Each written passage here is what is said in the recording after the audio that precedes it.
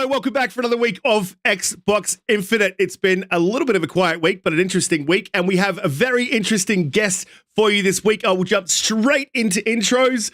Joe, how you doing? You're the developer of Song of Iron 1 and currently developing Song of Iron 2, mate. How you doing? What have you been up to, and what are you playing at the moment? Hey, how's it going? Thanks for having me. I'm excited to talk to you guys today about all this stuff. Man, I'm doing good. I am playing nothing right now. I need to get Scorn downloading. We were talking about it a little bit. I'm excited to see how weird that thing is. Play a little bit of F1 2021 because I've been watching the season, so nothing crazy just yet. Awesome, man. It's great to have you with us for an episode of Xbox Infinite. Look, guys, apologies to the chat. I had a little bit of issue with the streaming software this week. It just didn't want to do what it's supposed to do, but I'll move on to the panel. JediKnightPete, how you doing? What have you been up to? What have you been playing with in Scorn? Yeah, good, mate. Yeah, look, I shouldn't have played Scorn before I went to bed last night. It's in my head. It's in my dreams. I'm scared. Yeah, that game is freaky. The atmosphere is beautiful. The sound design is amazing, but it's different to what I expected. I thought it would be more of a shooter, and it's definitely just a puzzle game. We'll get into that more a little bit later. Welcome, Joe, creator of Song of Iron, to the show. Can't wait to talk about that. Let's do this. Absolutely, absolutely. Doom Cutie, how you been? How you doing? How was PAX? Did you have a great time? What did you think of it? How's your week been and what have you been playing? Hey everyone. Oh, I'm so glad to be back. PAX was it was very good. It was, honestly, I felt like a kid in a candy store, to be honest. There was so much to do. I didn't even get around to all the things I wanted to. But yes, for those of you who don't know, I wasn't here last week, but I'm back. I'm back this week.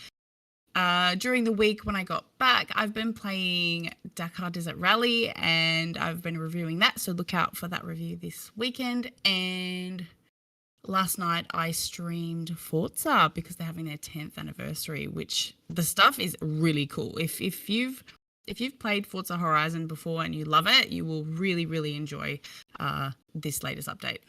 Awesome. What's in the latest update? So they have token cars from each of the Forza Horizon games. They've also added soundtracks from the new from those games as well. There's also midnight battles. There's also they've added like similar racetracks from like Colorado, and it's just, yeah, it's amazing what they've done. Oh, awesome. Always good. Forza guys, they're always on top of the content. It is an absolutely fantastic game. Umbra, how you doing? How has your week been? And what have you been playing? Have you been putting things inside other things on Scorn? Yeah, unfortunately, yes. The game is very interesting. I've been all right, man. It's been a decent week. Joe, excited to have you here with us tonight, brother. And yeah, chop it up with you guys. I've been playing Scorn, like you said. I played a bunch of other things too, like the 9 Monkeys of Shaolin and things of that nature. So I'm just trying to, touch on a lot of different games at the moment. But Scorn is interesting. I think it's growing on me, and I don't mean that any no pun intended. But yeah, it's an interesting game. It's real atmospheric, but I'm not sure like how I feel about it overall just yet. Yeah. But it's interesting. It's a little bit early to tell. And there's definitely things growing on top of everything and everything else in that game. I played a little bit last night and it's very interesting. I have been playing that game you mentioned earlier before I completed, was the 9 Monkeys of Shaolin. If you guys haven't played that in chat, guys, go grab that game. I think it's around about 15 US. It is an awesome game, well worth it. A side-scrolling beat 'em up. I will have that on screen later in the show. But on screen right now, we have Song of Iron #1. We'll be talking to Joe, who's the developer of Song of Iron 1 and currently 2. So look, I want to jump into that. And panel guys, you guys feel free to jump in and ask any questions that you want of Joe. He's spoken to us before the show. He's very open to questions. Joe, so look, first of all, I wanted to ask you, what's different about the second game to the first game? What was your focus? What did you want to change? What did you want to improve upon? And what are your plans for 2? What you can tell us anyway. Yeah. No, Song 1 was my first indie title, so I've learned so much. So first and foremost, I'm just making a better game from top to bottom. All these little sort of things that are annoying, controls are bad, and all this sort of stuff. So I'm just improving everything all up as much as I can. But as far as the game being different, I'm really going after a bit of a longer game. I think this one, if you're moving fast, you can clock in at like 2 or 3 hours. Then part 2 hopefully is going to be around 6 to 8 hours. A little bit more Metroidvania, so a reason to kind of go back. And this is sort of the Mass Effect 2 part of the story. You're gathering all the clans and everything. So there's a bit more story, a bit more background lore to the world, and an even more epic ending is coming. Even more epic than the first ending. Oh yeah, it's gonna be cool. Look, what we were talking in the green room there, and I was talking about the control scheme, and that there was a little bit of jankiness to the control scheme, and it was a complaint that a few people spoke about. But you've updated the control scheme to it's a constant sort of in the works thing. But for part 2, I've done a ton of stuff to the controls. There's still more to go, and I have a demo so people can check it out right now on PC at least, and let me know how it's feeling, so I can keep making it better and better. But yeah, what's are you thinking about doing a demo for console? Is that in the works? I absolutely want to. I was upgrading to Unreal 5, and I need to update to the GDK for Xbox and do a bunch of extra work there that's much easier to do on PC to Steam. So I'm in the process of all that, and hopefully I can get that going before the end of the year. I don't want to give any promises yet, just because who knows what happens. But I definitely want to get it up there. Yeah. So when are you planning to release? And actually, another question that I had is are you planning to release on PlayStation? Because the last one didn't, I believe. Is that correct, or am I wrong? The last one didn't. Yeah, correct. It hasn't yet. I've got accounts on PlayStation and Switch, and I've sort of started working on it, but it's so much work to maintain multiple platforms by myself that I keep kind of pushing it off further and further. Right now, there's no plans to do it, no specific plans to do it. Right now, the specific plan is Xbox and PC. If that changes, I'll definitely talk about it, but it's a hog to do 2 of them, and I'm scared to do 3 or 4. So it's easier to just keep doing what I know. Yeah, absolutely. I'll flick it off to the panel. Cutie, Pete, and Umbra. You guys, Pete, I know you got a chance to play Song of Iron 1. What were your thoughts? Do you have any questions for Joe? Yeah, I actually just played it recently, to be honest. And it was gifted to me by Riskit for my birthday. So thank you very much. I really appreciate it. And I really, really enjoyed it. There were a couple of scenes that obviously got inspiration from movies. Probably my favorite was the well scene. I don't know if I should give too much away, but hey, I'm going to. Spoilers for the next 30 seconds. So yeah, love the Lord of the Rings scene when you kick the guy down the well and it makes that big sound and the chain going down, just like when they wake up to Balrog. I thought that was just incredibly cool. I was talking to you before the show about how when you first do that axe throw, you hit right bumper and you hit someone in the axe in the face, and they instantly die. We were just laughing every time we did that. It was absolutely amazing. I loved it. Like Riskit said, I think some of the control scheme could have been done a little bit better. But I loved the little note you put at the end of the game, thanking everyone, letting everyone know this is a passion project. I thought that is incredibly inspiring. I loved the little message that you made to your wife. That was very beautiful. So, and look, it's not taking you too long to make Song of Iron 2. So now that you've got into the flow of things, hopefully we can expect a little bit more.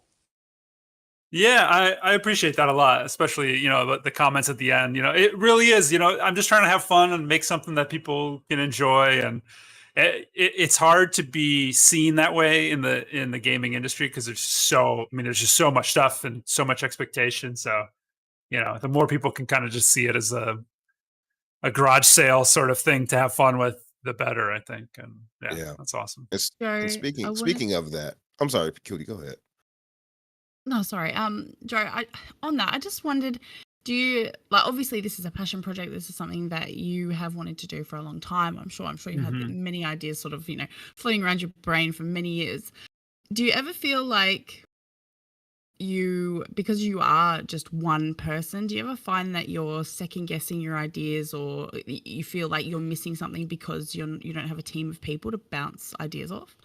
Yeah. Oh, absolutely. I luckily there's a few friends of mine that are also doing some indie game stuff, and we get on Discord maybe once a week or so. We kind of hang out and show each other what we've been doing, and sort of the friend-DA kind of set up, and that helps a lot. We get a lot of good feedback that way. I like that. Yeah, friend-DA. And that helps a lot. We kind of at least can pick apart the like really clearly obvious bad ideas that someone's kind of convinced themselves are a good idea. And that definitely will come up. But I went about it in a very simple way. And I think that kind of led to it just sort of being fun, which is like the Axe Throws is this great example where I just created a very simple system and the players can just kind of go ham with it if they want. And that they kind of create their own fun in a little bit of the ways. And I think that concept sort of led to some of the bad controls and sort of stuff too, but so it's just sort of give and take bit. And later in the process, towards launch, I couldn't tell anymore. And I had no clue if it was fun at all. I was just so burnt out on it. I'd played it for hundreds of hours just in practicing and testing that I kind of like imagined that there was like 3 of me making it, and there was like the person who designed it and built the initial systems, and there was the person who was just making all of the content, and I just had to trust the fresher Joe that built it from the beginning, that he had made a good game. I was just finishing it for him, and it sounds so bipolar, right? But I just couldn't tell anymore, and so I just had to trust myself that when I stopped certain parts that it was good, and I kept going from there. But yeah, it's tough for sure. So Joe, as we were talking in the green room before we got live, it's something I wanted to break to the chat here, where you had announced to me that you would pick me up as a voice actor role in a sequel.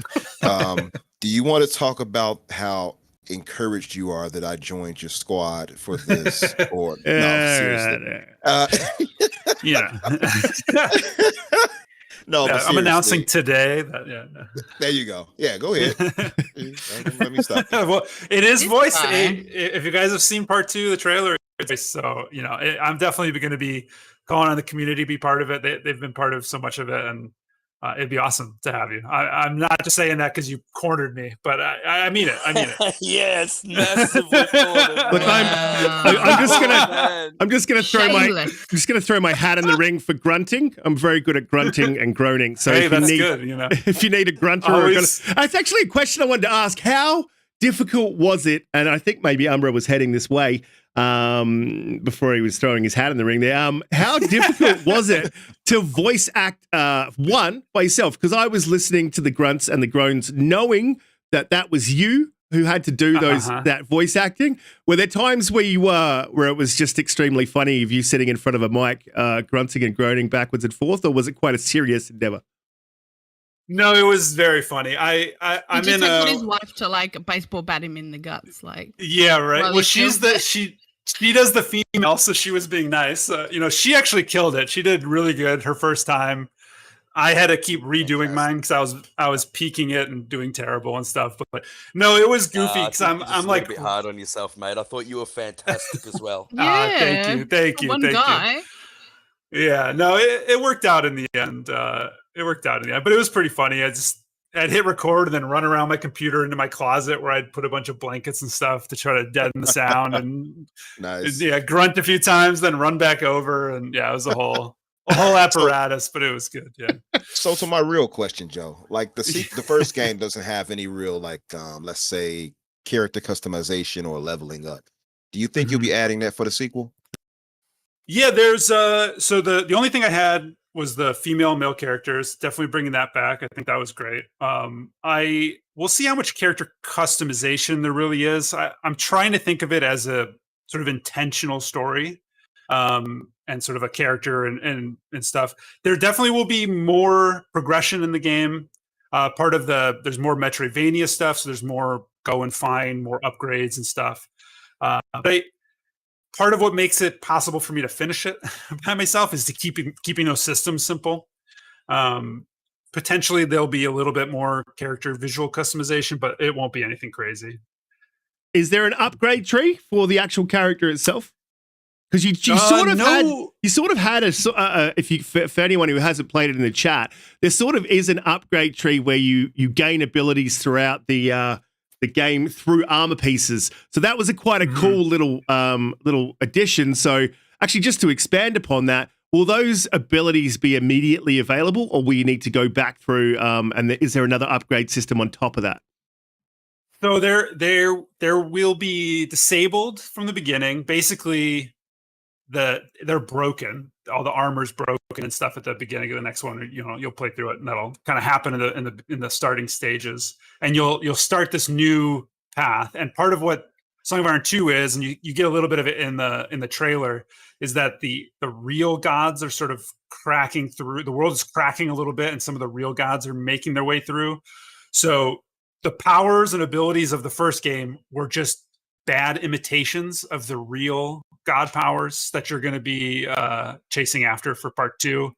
But also, because there's more of the technology stuff that was in the end, we're gonna get a mix, a really really kind of crazy sci-fi fantasy mix of abilities in part 2. So how that long should did it be take you pretty fun to make Song of Iron 1, Joe? Or in total? I spent a total of 2.5 years and some odd days working on it. The first year of that, I was at 343 still, working on Halo Infinite, and then I quit. Right at the end of 2020? Yeah, right at the end of 2019. So I had all of 20. Oh, geez, I don't know what time is anymore. But I basically a full year developing solo, and then about a year and a half while I was working at 343. That's interesting too. What made you take that leap and go your own way? I mean, 343 is one of the preeminent developers in the industry. You're working on a massive franchise. You're secure in your workplace, and then you've taken this massive leap to go and make your own game, which would be scary, I would have thought. Yeah, definitely. It was tough. I had been watching the numbers, watching my wish list on Steam, and Xbox had reached out to me. As the ID at Xbox team had reached out, and so we had a little exclusivity thing set up. And so there was a little bit of sort of safety net I had, and just the response was really positive and all that kind of stuff. And so I felt pretty confident that I could at least get it, spend the year, get it out. And even if it failed, I kind of had enough I'll just get another job or something. But I kind of felt with so much positive response and sort of attention from people, I wanted to make as good of a game as I could. And so I just pulled the trigger and went for it. So look, I know that I love hearing things like that about the ID at Xbox team. I think that it's an incredibly good thing for small time developers. And I mean, I think it's great, isn't it? It gives you that ability to go make and create something beautiful. So if you're a small time developer looking to develop a game, an indie developer, and you're just a single person like yourself, what kind of assistance would you be able to get from Xbox? What do they do for you? How do they help you along? I've always been curious. Yeah, sure. So I mean, I don't know how often they do partnership deals. I had a small I was exclusive to Xbox and PC for a small, not even a big window, really short amount of time. And so we just make there's some financial incentive there. Like with any kind of deal you strike with anybody. So that helps. Obviously, any money always helps. Money equals Was that the biggest time, right? hurdle? And Is yeah, that the biggest hurdle, the money? yeah. I mean, honestly, that was that's sort of the easiest to quantify. But being part of ID at Xbox and not even necessarily having a deal like that with them, they just have exposure. That they have their own indie game show they do, and then you just naturally sort of get seen by Xbox people, the Xbox groups, and like podcasts like yourselves and others sort of become more aware of you by being part of that system, and that exposure really goes a long way. That got me. I got like a 2-second clip in E3 a few years ago, and then I was in I like the remember pre-show that. even, your game and everybody actually stood out. and people noticed it. Yeah, so the name gets out, and it adds this legitimacy to you that there's 1,000 people on Twitter making a game, right? It's so easy to kind of get lost in that, and having any correlation with Xbox. It's such a huge positive. So I So I think your bought I game bought the stood out first so- game with you. I bought the first game from you way back when you first released it. Me and my buddy Paul Okay. AFC. I was going to ask you now. That's Unreal Engine 4. Are you Correct. making Unreal? You using Unreal Engine 5 for the sequel, or are you going to use 4 again? I just updated to 5 like a week and a half ago for the sequel. So yeah, Nice. I've moved over. Yeah. Yeah, how Are you seeing, difficult? like drastic improvements? Yeah. It was pretty easy to move over.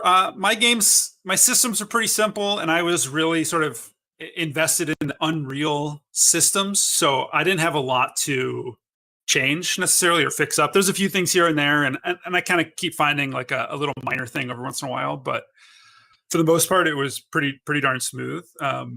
Nothing crazy different yet. The systems are all there, and it's like as soon as I'm ready to dive into this crazy thing, like it's going to start getting better. But for now, and it's in the PC demo is the Unreal 5. It's like that. It looks the same, and I've only spent maybe 16 hours on it. I'm super happy, and it's going to make going to Xbox easier. All the next gen stuff's already sort of built into 5 in a really clean way, which is awesome. And the lighting is already better. Just like right off the bat, it was better because of Lumen technology. Yeah, that just sort of already is just like more performant, cleaner. It's a little tighter, all that kind of stuff. And Do you have any advice for new developers or anybody that's watching on how to get in contact with ID at Xbox? How do you get to be seen by them? Do you just give them a little snippet? Do you have to tell them what the game's about? How do you go about that process? Yeah, there's I don't know. I mean, the website, it's ID at Xbox something, and there's basically a thing you can fill out. You send them a pitch effectively and a little demo. I think it's sort of like it's not an Excel. It's a couple slides, and you do like a single slide 1-pager thing, and then you send them a demo, and then you can do a whole pitch deck for the game. And I got lucky. For part 1, I had a really big Reddit post, and they had found me through that, and they contacted me, which was really nice. So I kind of got the expedited behind closed doors treatment, I guess, or I got it to go in the back way, and kind of skip all that stuff, but for part 1 at least. And but yeah, I think they pretty much lay it all out. It's just a really simple application in a way, and they'll get their eyes on it. So look, you didn't come to Game Pass with the initial release of Song of Iron 1. Is there any plans to come to Game Pass with 2? Would you like to get onto Game Pass? Is that something that you look at as a good business decision? And I know there's obviously NDAs surrounding Game Pass, but what are your just general thoughts on Game Pass as a developer from a development standpoint? Yeah, I'm all for Game Pass just as a system in general. I think it's super beneficial, especially for smaller devs. I assume it's great for the larger devs that are on there too. Because I mean, just it gives you so much reach that you wouldn't have normally. And now that I'm moving on to my next game, had I had Game Pass, I would have thousands and thousands of more fans who had the opportunity to play the game that haven't in the current case. And then you just hope that they are now looking forward to part 2 and all that kind of stuff. I would totally be on Game Pass if I could. It's a curated list of games that Xbox puts together, that Game Pass team puts together. And so they only ever do, like 4, 5, 6 a month or whatever it might be, and hard to get on there. And I'm always hoping that I'll get the call one day, and I'd be really excited about it. Awesome. Joe, just the offhand question, or I guess comment, I guess is the best way to put it. So you were talking about the like sci-fi elements you're going to bring for the sequel, right? Mhm. Do you all remember this game called Too Human? Yes. Yeah, I remember Too Human. There was very much a sci-fi Norse mythology type game. And I was wondering, do you think you're going to have something that like far out, or will it be more like, I guess, relatively grounded? No, definitely more grounded. I love the grounded, realistic kind of feeling of stuff, which really comes across hopefully in 99% of the game, and just how it kind of feels. And even with the sci-fi elements, I've never, no matter how sci-fi and far out I go, it's always going to be a Viking game. And you're never going to be shooting the laser beam, the blasters or any of that kind of stuff. You will always have an axe or a sword in your hand. You'll always be a big brute just bashing your way through stuff, and so it should never feel like it's kind of gone off the rails in that direction. Absolutely. Look, we got a question coming from the chat from Sourbloww18. He asks, and I believe it's for Joe. The end of Song of Iron had something happen that changes the game completely. Does the sequel pick up there, or how would that work? Because based on the trailers, it looks like the beginning. I imagine it's at what he's talking about at the beginning. So yeah, I do think Joe sort of answered that. But Joe, do you want to elaborate? Yeah, no, it's a huge part of game 2. It's you are uniting all the Viking clans to fight the incoming threat that you beat up a little bit and kind of scared off, but they're going to come back in greater numbers and greater strength and all that stuff. So you're kind of preparing for that throughout most of part 2, and it's a much more intertwined element now that the secret's out.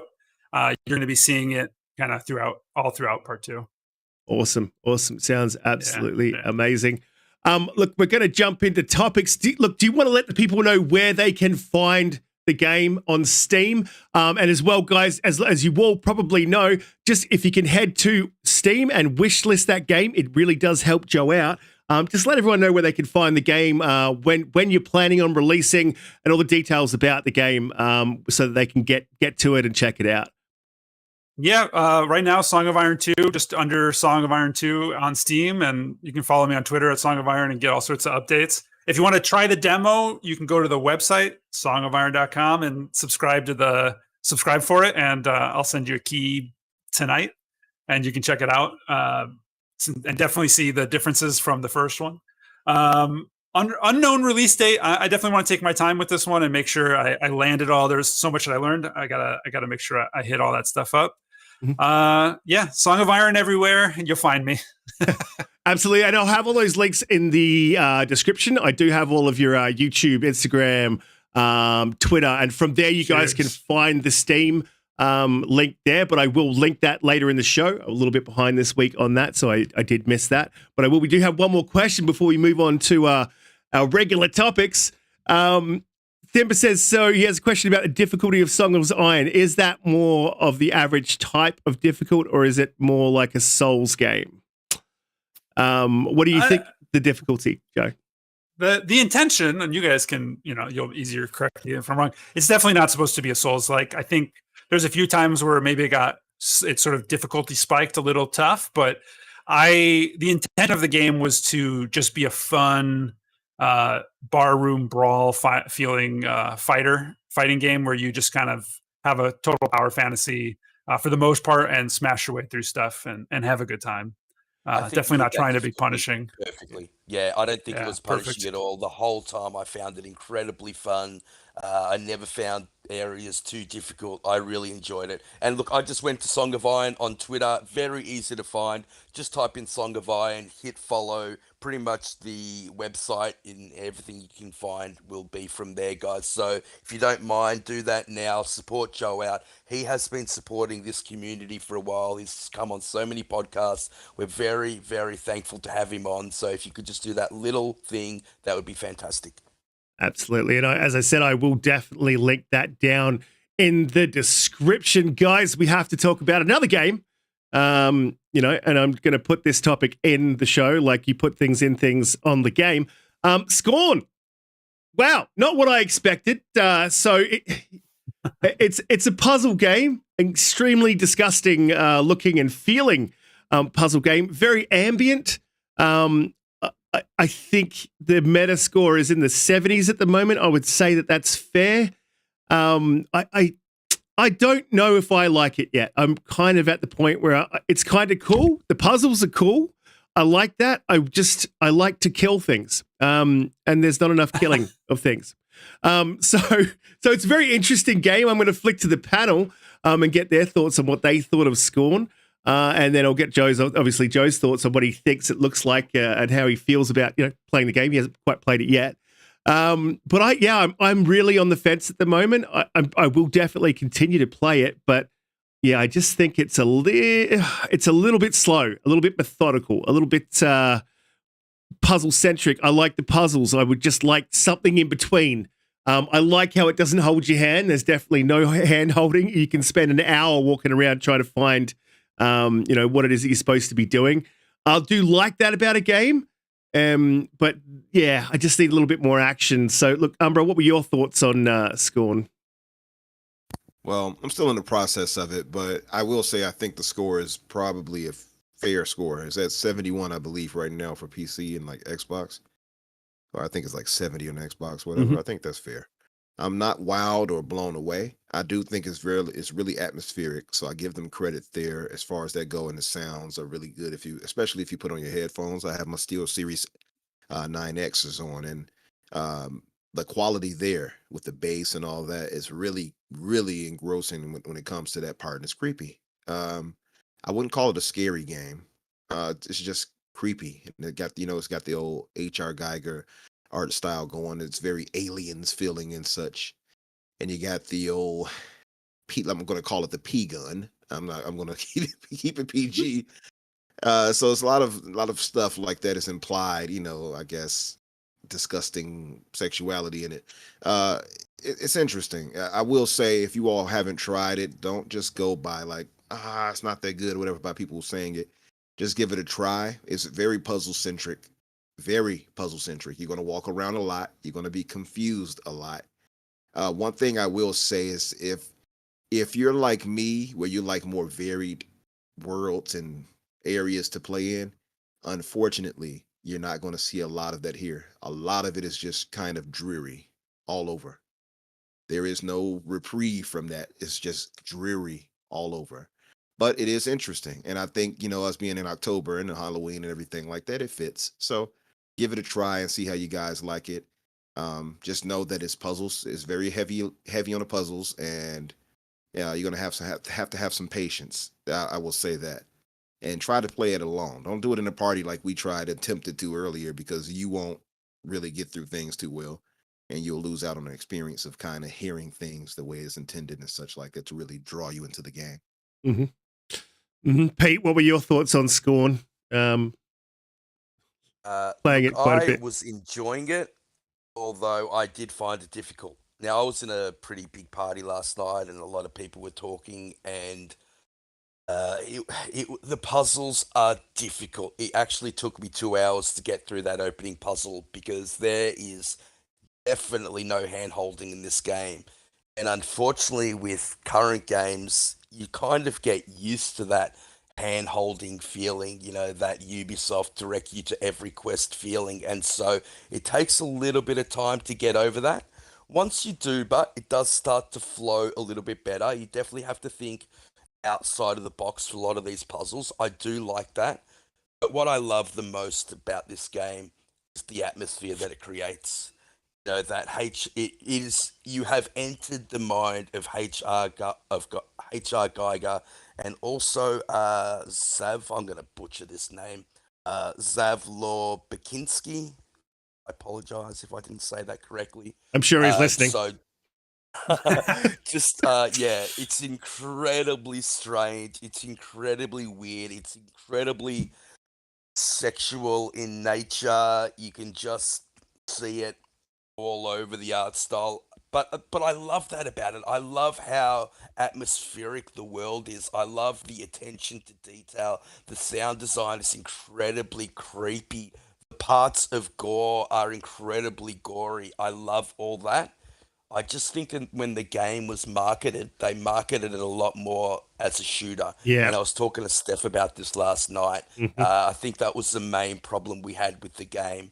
Now, I have gone through, I don't know how much of the game, but I've been playing it for a few hours now, about 3 to 4 hours, and I haven't got a gun that shoots yet.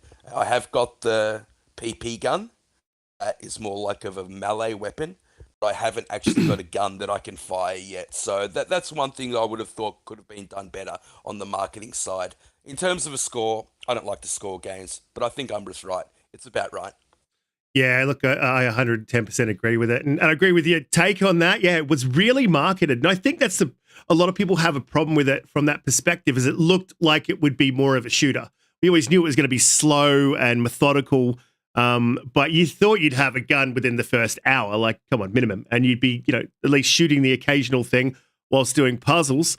It really isn't that. It really isn't a shooter. Sour Blow, I will 110% get to your question as soon as I've gone to Doom Cutie, just to get your thoughts on from what you've seen online. I don't think you have played the game yet, but what are your thoughts on playing it? Are you, now that you've heard more about it?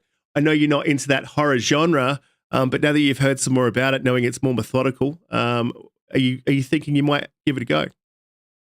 I've gone through a lot of videos and reviews about it, and I'm actually shocked that there's actually no audio log or no writing in the game. So it's sort of you get to decide what all of this means. Like you get to draw your own conclusions from it, which is I don't know, it's a little bit overwhelming. When I play games, I like to relax, and I feel like being in what can only be called as a very large sort of placenta-like vibe. Look, it's probably, I've said this before, it's really triggering to my is it trypophobia, where you're scared of like lots of little holes. But every time I see the gameplay or any pictures or anything, I just feel like I'm going to be sick. So look, I think the creative process for this game is very different and niche, which I appreciate a lot. There's no jump scares in the game or anything like that, so it really is you get to be scared of very minimal things, and add that to there's no directions, there's no there's quite difficult puzzles at times, and then you can't really. I read that your health doesn't regenerate either. So I can imagine that is quite stressful in the most subtle way possible. And you know what? People are going to vibe with that. I appreciate that. But I honestly, I just don't think it's for me. Yeah. So, Cutie, you were in a party when we were playing last night. Yeah. Did that make you want to play it more or less, going on what we were talking about? Less. Yes, when I think the brain likes to, when they see something unfamiliar, they like to relate it to something that they know. And if I heard the penis word so many times, or like what was another word that you said? I can't remember. But yes, testicles. That was in there quite a bit. Yep. Yeah. Mm. There is a lot of references to that sort of stuff in the game. I don't know if they do it on I don't know if it's on purpose. I reckon you guys are just oh no, it's on. You'll see. It's definitely on purpose. Yeah, see. H.R. Geiger's art's very, very sexualized. It is about putting things in things. It's about birth, rebirth, death. It's all of those themes kind of combined. It always kind of H.R. Geiger has always been like that.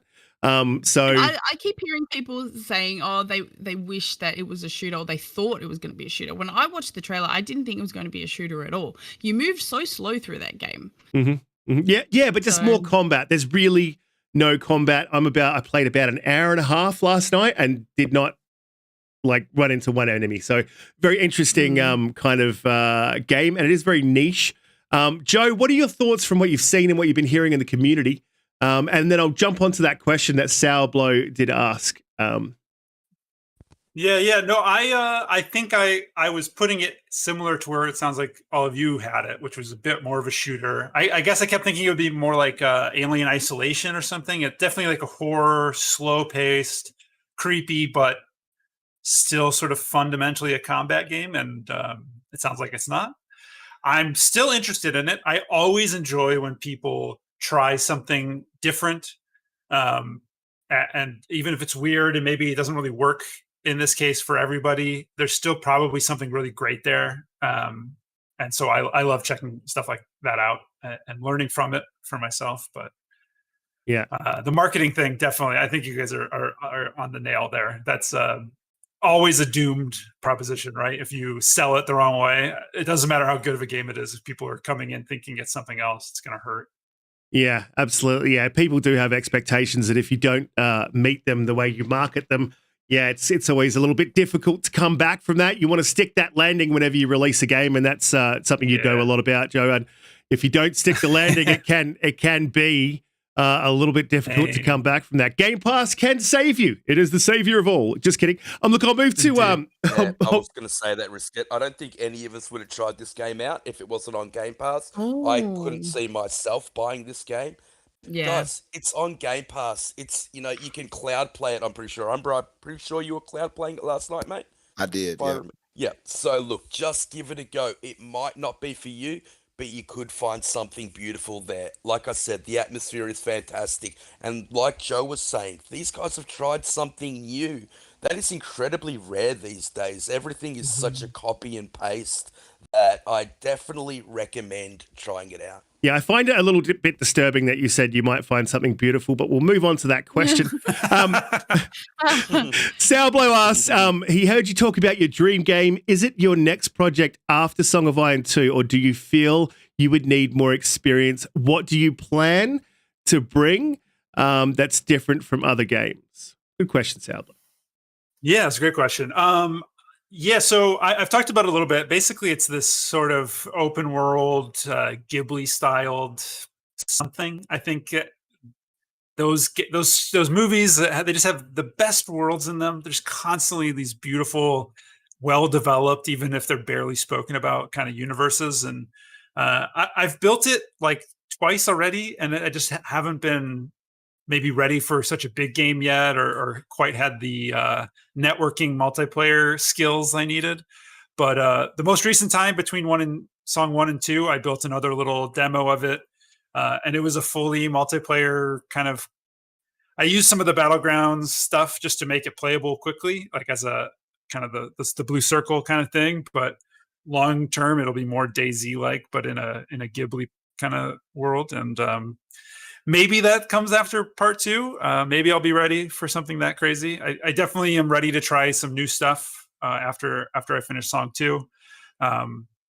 I think the things that would be different that I always want to do is, and some games have done it, Valheim did a really good job at it. These worlds that have rules that are really consistent and cross, everything sort of obeys these rules. I think too many games gamify stuff too heavily, and so you're missing something. You're missing something in them, and things you kind of run into, and you go, I don't know why this doesn't work, and it's because they're completely faked worlds, and I prefer a world that's a little bit more realistic in a game. Yeah. Would you consider this is something that kind of popped up? Would you consider scoping out your team if you're going to scope out the game? Would you consider taking on people and forming like a small studio to build your larger dream game? Yeah, I think it would be inevitable with that game. I would need to find some people that could do some extra stuff. I think that'd be awesome. I kind of had plans for it if Song 1 had done like really good. I had kind of some ideas, but so far it's still just me, and we'll keep going until it can be more than that. But yeah, absolutely, it would be awesome. I honestly cannot wait to see that game. It sounds cool. I love open world games. The big news of the week, though, we do have to move on to. Guys in the chat, if you haven't already, please drop out, hit that like button, and drop back in. Please share it out. Let everyone know. If you're new here, please subscribe. We go live 8 p.m. EST Fridays every week. The big news of the week, there was a couple of big things, but the CMA has seemed to have made its position quite clear to the world, and that position seems to be slightly Sony-centric. And Microsoft has also responded to this, and this has been a very, very, and have found this extremely interesting. It has been extremely public back and forth between a regulator, PlayStation, and Microsoft. Now, what they have said, the CMA itself, I'll just read a small excerpt out from their report. It says, there is a realistic prospect of a substantial lessening of competition in gaming consoles, multi-game subscription services, and cloud gaming services. The CMA believes that the acquisitions of Call of Duty and other potential exclusivity on Xbox will create a sizable network effect on Microsoft's platform.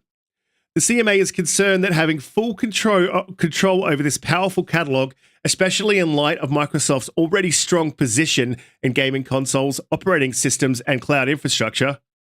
They really don't have a strong position in gaming consoles. That's just rubbish. Could result in Microsoft harming consumers by impairing Sony's and Microsoft's closest gaming rival ability to compete, as well as that of other existing rivals and potential new entrants who could otherwise bring healthy competition through innovative multi-game subscriptions and cloud gaming services. Now, I'll leave that there and I'll say, I think the main competitor for competition is Sony. Now, when they say bringing new people coming into the ecosystem, Sony has a habit of aggressively crushing competition. That's what they do. That's their business acumen. That's the way that they kind of roll. And look, you can't blame them for that. That's them protecting their interests. That's them trying to hold on to their market leadership position. That's what you would expect a business to do. However, what's really strange here is that the CMA is echoing Sony's concerns. And Sony's taken a position of losing Call of Duty would be damaging to their platform. Now, that may be slightly true. They obviously got to lose profit if Microsoft removes it from the platform. It's already said that it won't. And if you look back in Microsoft's history, every time they've acquired a studio and made promises to the effect of keeping that an IP multi-platform, that is exactly what they do. They don't go back on that. I think they think that their reputation is extremely important, and rightly so it is. As much as we Xbox fans would like to see them be a little bit more aggressive and take it to PlayStation, they don't do that. And so these concerns from the CMA, in my opinion, are just completely unfounded, tripe, rubbish. And it's an echoing, again, it's just an echoing of what Sony said. It doesn't seem any real investigations going on here. And I believe, I have spoken to someone who believes this deal will go through. I'm not 110% concerned, but with the CMA, I'm 50-50. I think that they haven't really done the research because they were always going to phase 2. They haven't really done a proper investigation because they knew they were going to phase 2. You probably can't have a $68 billion acquisition and just let it go through in phase 1. Understandable. So it sounds to me like, really, they don't know what the fuck they're talking about, which is a little bit concerning. If you're going to publicly put statements out there, you want to know, you want your consumers to know that you've got their best interest at heart and that you know the industry in which you're regulating at least a little bit about it. They've also said that Nintendo is not really in the conversation. I won't go to the exact quote, but they said that Nintendo is not really a competitor. It's an entity unto itself, which is absolutely nuts. It's the market leader. So in sales, and it just, to me, dumbfounded when I was reading it. Just, I would be embarrassed, frankly, if I was working at the CMA, and it probably would have been better if they had said nothing.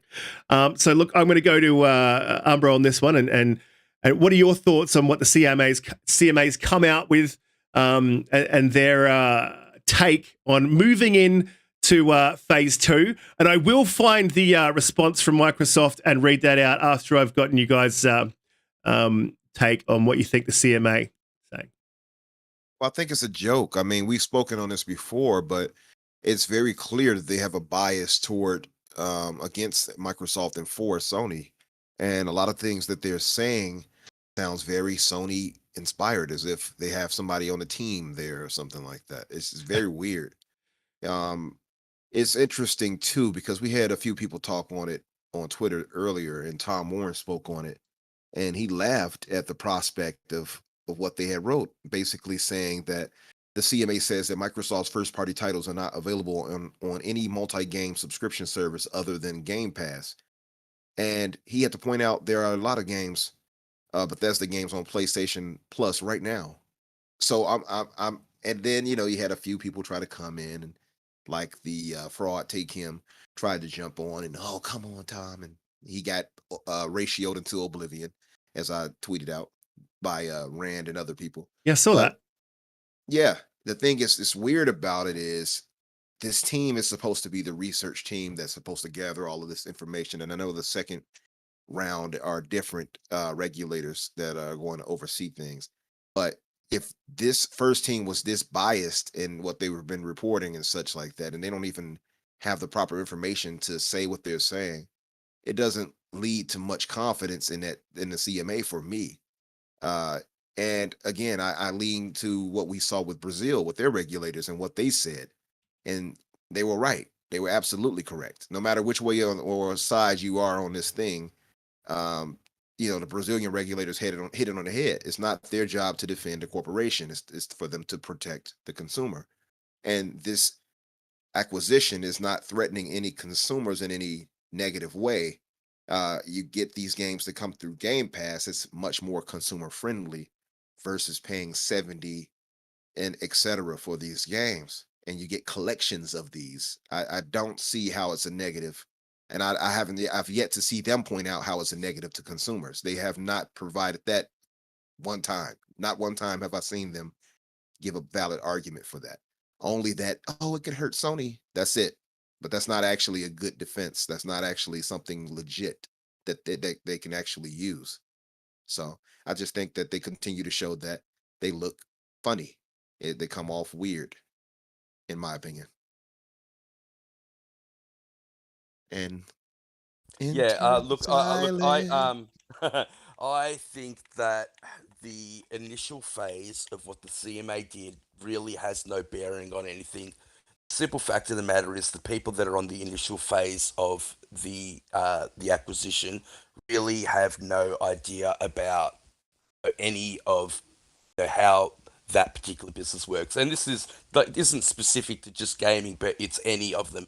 And so if there are any complaints put forward, then they will have to be looked at further. And with something as big as this, of course, someone's going to put through, something, and obviously Sony has. And I think the reason why they've basically mimicked what Sony said is because that's as far as their knowledge goes. I honestly think that this is an awful lot of nothing because you can see that they're just parroting Sony, and everyone thinks that that's a bad thing. I don't see it that way. All I see it as is they just don't know what they're talking about. They haven't looked into it in any way, shape, or form. This was always going to be going through to phase two. When phase two happens, they're going to get people that are more business oriented. They're going to get people from all walks of the business life to actually look closer at this deal. But I will say one thing. One thing that really stood out to me was when they wrote the CMA. This is a quote, direct quote. The CMA recognizes that the ABK's newest games are not currently available on any subscription service on day one of release, but considers this may change subscription services as they continue to grow. After the merger, Microsoft would gain control of this important input and could use it to harm competitiveness of its rivals. And I think this goes to my point. That is the stupidest thing I've ever heard. In the future, this may happen, and so we don't want this to happen. You can't predict the future. Don't know what's going to happen. Yes, there's a big chance that Call of Duty would have eventually gone a subscription service, but you can't make decisions as a CMA based on what ifs and maybes. It needs to be based on fact and the information that's been put in front of you. And that's why I think that this is an awful lot of nothing. I really do. I mean, this is a story that keeps on giving, so I get reason why everyone wants to talk about it. But the acquisition will go through. There is no doubt in my mind that this deal is good for consumers. If they want to put stipulations on the deal, fine. I honestly don't think they will. I know other people have other, thoughts that they might, make it so Call of Duty can't go exclusive for a certain amount of time. I don't think they have the authority to do that. I really don't. I'm wondering about that because I think there might be some concessions, and I think it was some team I saw a tweet about where they kind of had forced somebody's hand to sell off something. I forgot what it was. Yeah, I'll see if I can find it. They do have the power to put caveats in. On? Restrictions and caveats in place. No, I and don't think they will. I don't see that they will either. I think they'll either go a hard no or a hard yes, and that's why I'm 50-50 at the moment. The problem is that look, guys, I did make a video about this yesterday, and I won't go into it too heavily, but if you want to go watch that video, it's on the channel. Jump in and check it out. But it's extremely difficult once the CMA has made a decision, be it a yes or a no, for that to be repealed, or for it to be litigated in a traditional sense that you think it would be litigated in. And that's my concern. I don't want them to jump, but you're absolutely right, Pete. What they do is they put together a panel of people who understand business, who may understand the industry. They pull together a panel of people to really go into investigation here. And it just really does seem like it's a layman's look at what's going on with the big difference between phase 1 and phase 2, Riskit, and that goes directly to my point, mate.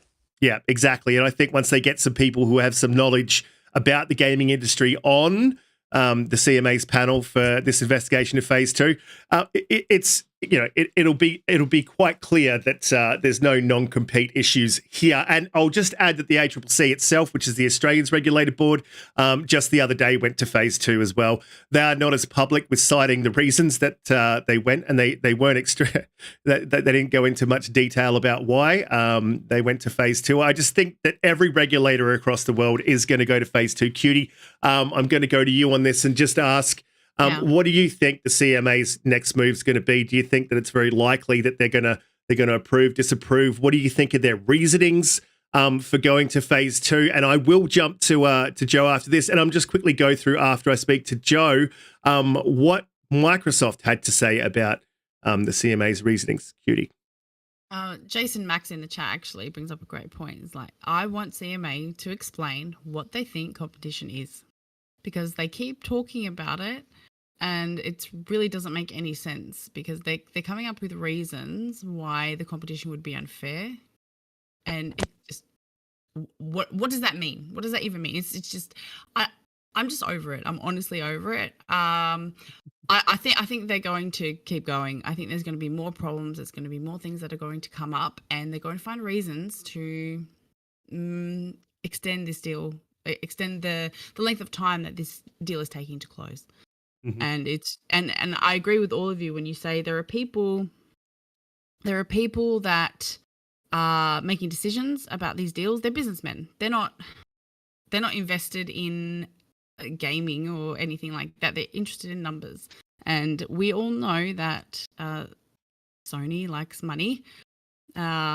And yeah, it shows. It really does. Well, you make a really good point there with the Sony and the money. There's a direct link and correlation here. The longer that Sony can delay and prolong this, the more money is in their pocket, the less amount of time they have to compete. They don't have to compete right now. They're in a position where they don't need to. They made it very, very clear with their price raising of games, the price raising of consoles, and some of the really, a lot of people don't like the word anti-consumer, but I can't see any other way to put it. Anti-consumer moves. And what this does for Sony, if they can get those caveats, it delays the deal. If they can get restrictions, it might, again, delay the deal and just put more money in their pocket and give them guarantees that they wouldn't otherwise have, nor would they give to anyone else, which is absolutely crazy. Joe, I just wanted to see what your thoughts are as a developer on whether you think that the Activision Blizzard deal is bad for competition, bad for gamers, and what do you think of the CMA's take on going to phase 2? Yeah, the CMA's thing, based on what you guys are saying, it sounds like a generic.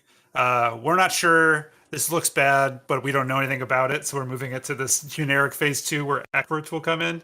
And so I think we're going to have no problem with it. I think it'll pass through. Maybe they'll add caveats. Who knows? I think, like you said, Australia did it also just quietly, which is probably the better way to do it, the more professional way to go about it. This deal is massive. It was $68 billion or whatever. I mean, you can't not take this through like a heavy litigation just because, who knows? They don't know anything about it.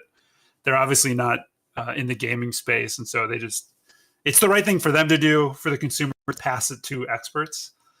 What they're saying makes them sound much less informed than you'd hope with something like this. But I don't think we're going to have any trouble with it. I always, as far as how I feel about the deal in general, I think generally I don't love massive coalitions of corporations owning, ginormous majority stakes of any industry. But at the same time, Xbox and Microsoft in general has like really been on top of being a good consumer friendly company at the moment. Satya and Phil through him are like pushing that super hard. Gamepass and just the Series S and just all these little minor things they're doing are just good for gamers.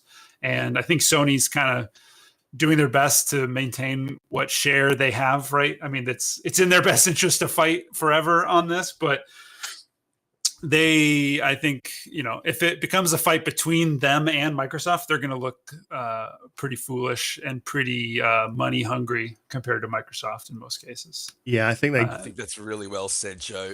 They have a vested interest, and like what Riskit said, they have a vested interest in to keep this deal going for as long as they possibly can. They have a vested interest to make this deal not go through initially and then go through to litigation. The longer it takes, the longer they have to make a rival or even stop it in the the whole thing. So yeah, I don't think they know what they're talking about. You can't blame Sony for doing what they're doing and saying what they're saying. Their tact and the position that they're coming from, I think, is like really poor. I think if they really sat down, I mean, if this is all the lawyers could come up with, it's going to damage our sales. I think that I would be firing lawyers, heads would be rolling. It's a really bad argument, but they do have to make some sort of an argument. I completely understand that. However, the surprising thing for me, Riskit, is how public this has all been. Like Joe said, the ACCC's kept everything on the down low, and I like that. Brazil was very open about it. The CMA has been pretty open about it. Both Phil and Lion Dance Rooms Ryan have been incredibly outspoken. Very, very strange. Yeah, it is very strange. But look, I will say with Brazil, Brazil has a very open process. That is their process. The CMA does not. So the CMA doesn't generally do this, but it's quite public. I don't know why they're doing it. But Microsoft had some things to say to CMA, and I do love that Microsoft has hit back. I didn't expect this kind of position from Microsoft, but I guess I probably should have, considering that Microsoft, has $68 billion on the line, $3 billion if the deal doesn't go through, and it's through fault of theirs. There's that clause there that they're going to lose $3 billion on the deal. And listen, I'll say this before I go. I would not want to be Sony if this deal doesn't go through, because I don't think Microsoft's going to just walk away and go, fair enough. I think Microsoft's going to go walk away and go, right, what can we do to crush Sony? I think that will be their attitude going forward. So I think the worst thing that could happen for Sony is if this deal didn't go through. The best thing for Sony is going through with some regulations, and some restrictions. Look, so Microsoft had this to say: consumer adoption of cloud gaming remains low. Harming or degrading rival services would significantly set back adoption of this technology, protecting market-leading incumbents, Sony on console, Apple on Google Mobile, as well as Steam on PC. Xbox as a platform, which is in last place in console, 7th place in PC, and nowhere in mobile game distribution globally, has no incentive to do this. Instead, its incentive is to encourage widespread adoption of cloud gaming technologies by as many providers as possible to encourage the major shift in consumer behavior required for cloud gaming to succeed. That is bang on. What they have been doing is pushing cloud gaming. And what that does is push it for every platform, not just their platform. That's a benefit to the entire industry. We're not there yet. I think the whole of the gaming universe could say, hey, we're not there yet. They go on to say, in short, Sony is not vulnerable to a hypothetical foreclosure strategy, and the referral decision incorrectly relies on self-serving statements by Sony, which significantly exaggerate the importance of Call of Duty and neglect to account for Sony's clear ability to competitively respond.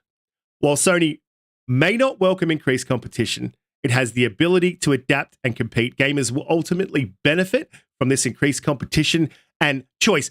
That's 110% true. Before I move on to their last comment, that if they were to take Call of Duty and put it on Xbox, I think a lot of people haven't thought of this. It creates a vacuum on PlayStation, and you can fill that vacuum. EA has publicly said they would love that.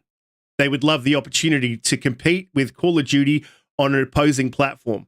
I think Sony could go off to EA and make a exclusivity deal with EA for a shooter.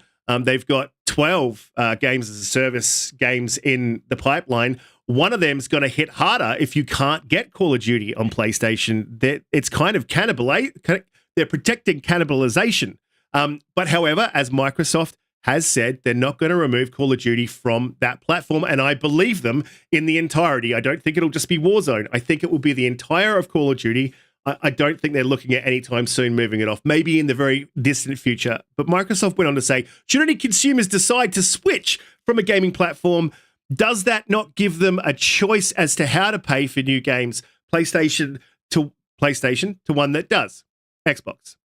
Then that is the sort of consumer switching behavior that the CMA should consider welfare enhancing and indeed encourage. It is not something that the CMA should be trying to prevent. And Brazil said this. They very, very clearly said, it is not our job to protect PlayStation's bottom line. It is our job to protect consumers, competition, and choice. And that is what this ABK deal would provide. Joe, I'm with you. I don't like to see massive amounts of consolidation. However, what will happen if this deal doesn't go through? And please mark my words, you can quote me on this. What will happen if this doesn't go through is ABK will be split up. They will sell it off to whoever they can sell it off to. Bobby Kotick needs a golden parachute. He wants out. He knows his days are numbered. He is going to sell that off. Their shares will drop significantly. And when their shares drop significantly, they'll be vulnerable, extremely vulnerable. And companies like Tencent, possibly even Sony, EA, and 2K may come in and try to take a bite at the cherry, and they will break that company down and sell it off piecemeal. I 100% guarantee that's what's going to happen. And it's not good, I think, for ABK, the people who work at ABK, the business, and it's probably not good for the games that come out of ABK, which is my main concern. I want good, solid AAAs coming out of Activision Blizzard. I don't want it to be broken down, split up, and then we lose IPs and things like that. I think Microsoft will take care of ABK and treat it with the respect that it deserves. Umbra, what do you think of Microsoft hitting back at the CMA and putting them in their place? There's no other way to put it. They were on point. I mean, it's like you said, and I guess as Pete pointed out too, it's crazy to see so much of this public like this.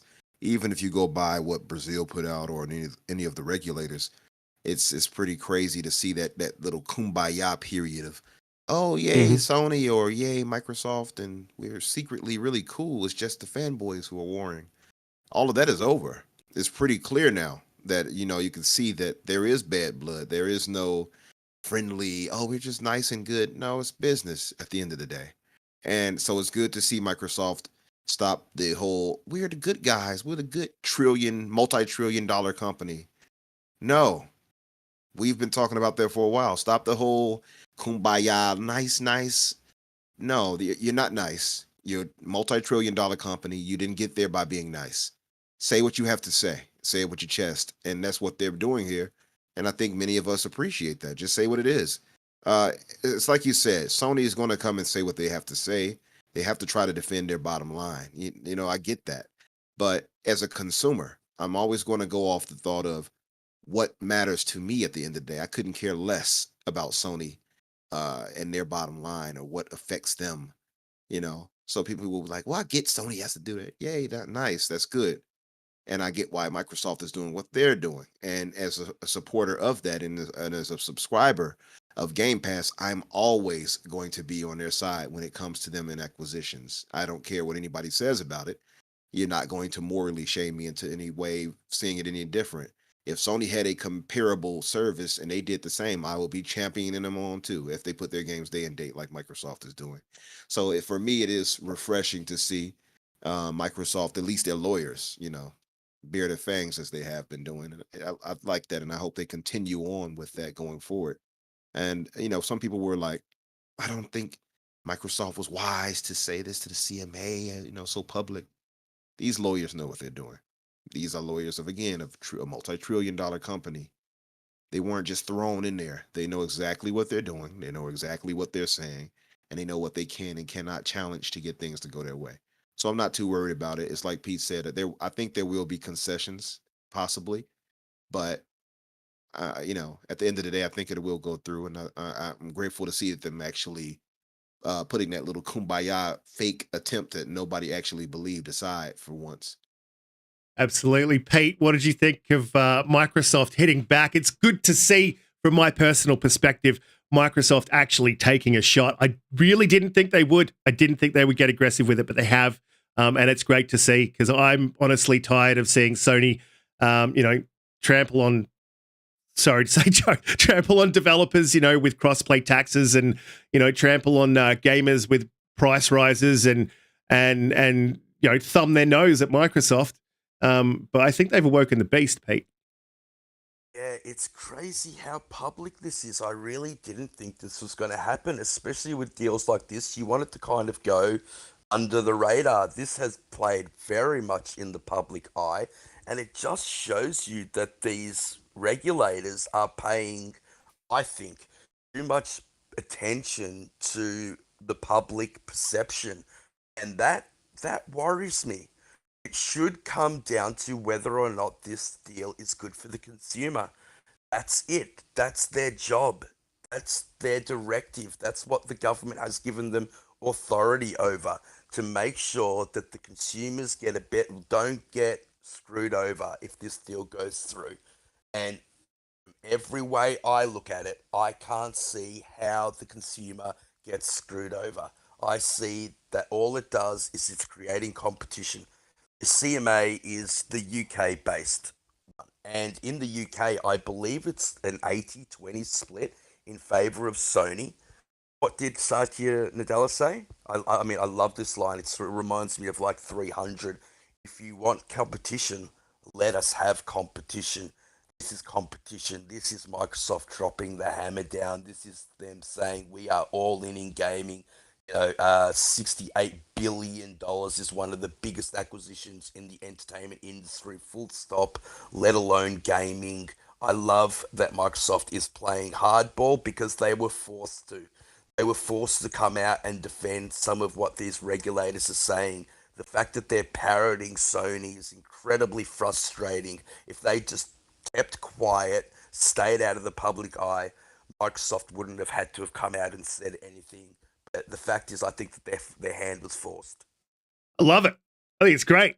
But everyone knows me. You know what I'm like. I love it when Microsoft gets out there and, starts taking swings at stupidity, because I just, you can't reference what the CMA has said as anything but stupidity and short-sightedness and just a lack of knowledge of the subject matter that they're talking about, which is scary, considering that the role that they play with this deal. Not knowing what they're talking about is just... it does bother me a little bit. But obviously, like I said, I do think that they haven't really done too much investigation into the deal. I think that they've just really kicked it on to round two, and that was always their plan. Cutie, what do you think of Microsoft hitting back at the regulators and telling them how I it is? like it. I know, I like it. And you know what? It's been a long time coming, and I don't think Sony likes it, and that's why they're kicking up this toddler stink that that they don't know how to handle it. But I will say, Microsoft is taking so many strides and forward, and I think for the first time in a long time. They feel like they have a bit more power, and you know what? It shows. And regardless of how long this takes, they will win. They will. And you know, Sony will be have to eat their words, I suppose. Yeah, they definitely will. Joe, did you have anything to add about what you think about Microsoft playing a stronger position in the market when it comes to public perceptions and just hitting back at these regulators? I mean, everybody loves a good sports contest, right? So why not? Let's do it. Absolutely. But yeah, I mean, you guys got it all for sure. Absolutely. Look, does something that has come out of this deal is Gamepass revenue that's been generated. We've got to see quite a few figures that traditionally Microsoft do keep under their hat. And we're going to move into that. But before we do, guys, please hit that like button, hit the subscribe button, share it out, let people know that we go live every week, Friday, 8 p.m. EST if you are in the US. And if you are in Australia on the Eastern States, it is 11 a.m. Saturdays. All right, look, moving on. I don't know where that... it's 11 a.m. now. Yeah. I don't know where that announcer voice came from. Apologies, guys. Look, so what we found out is that basically Microsoft made $2.9 billion off their game subscription services for consoles, which is meaning Game Pass, right? Now, this puts to bed, I think, well, you would think it would. Unfortunately, for a lot of the diehard PlayStation community, it seemingly does not. But it puts to bed any real rational thought that Game Pass just isn't sustainable. It's something that we've heard quite a lot in the past. And it really does open the conversation to, is Game Pass profitable? Look, I did crunch a whole lot of numbers, and I'm not going to bore you with those numbers, but I heavily overestimated the cost of putting games into Game Pass. I also I did find their marketing costs and a few, and I did throw those in. And they walk away with around about 0.6 of a billion, so 600 million. Sorry, I think, 600 million profit. That's after marketing, after incidentals, and you're talking about wages and all that sort of stuff. So now my numbers are just from a layman's, from outside looking at what I could find on the internet to research. So please don't take that as that's definitive what it is. But I can't see any way. I'm costing AAAs at 100 million each. They're not paying 100 million each for AAAs. I was costing every single indie that they have in there at about 500, about 600,000 each. They're not paying 600,000 each for every single indie, I can guarantee you. Nope. Exactly. So when I costed all that out, that gave me a humongous bloat. And why I did that is to give myself a massive margin for error, to see if it's possible that they are walking away with profit. I really do think they are, after sitting down and doing those numbers. I think they're probably walking away with more profit than I've said. And I even included every single first party game and that's development. And the reason that I costed out all the AAAs that they get from third party at around about 100 million is because that's roughly, your cost for most first parties. Some of those will be under, some of those will be way over. But I think that bloat covers that, right? So look, it's good to see this narrative again being destroyed. The Game Pass is not sustainable. We've had CFOs, internet armchair analysts get on and tell everyone that, hey, Game Pass is not going to survive. It's going to destroy the industry. It is going to take down Xbox. That has not happened. What has happened is they have grown in subscribership. Now, I know that 2.6 billion revenue is 25 million subscribers. This is probably looking a little bit closer to the 26, 27, possibly 28 mark as well. So we've seen their subscribership go up, which is odd considering the fact that Xbox got no games. Well, that's what we're told. So I think it's been a very good year for Microsoft. It's great to see.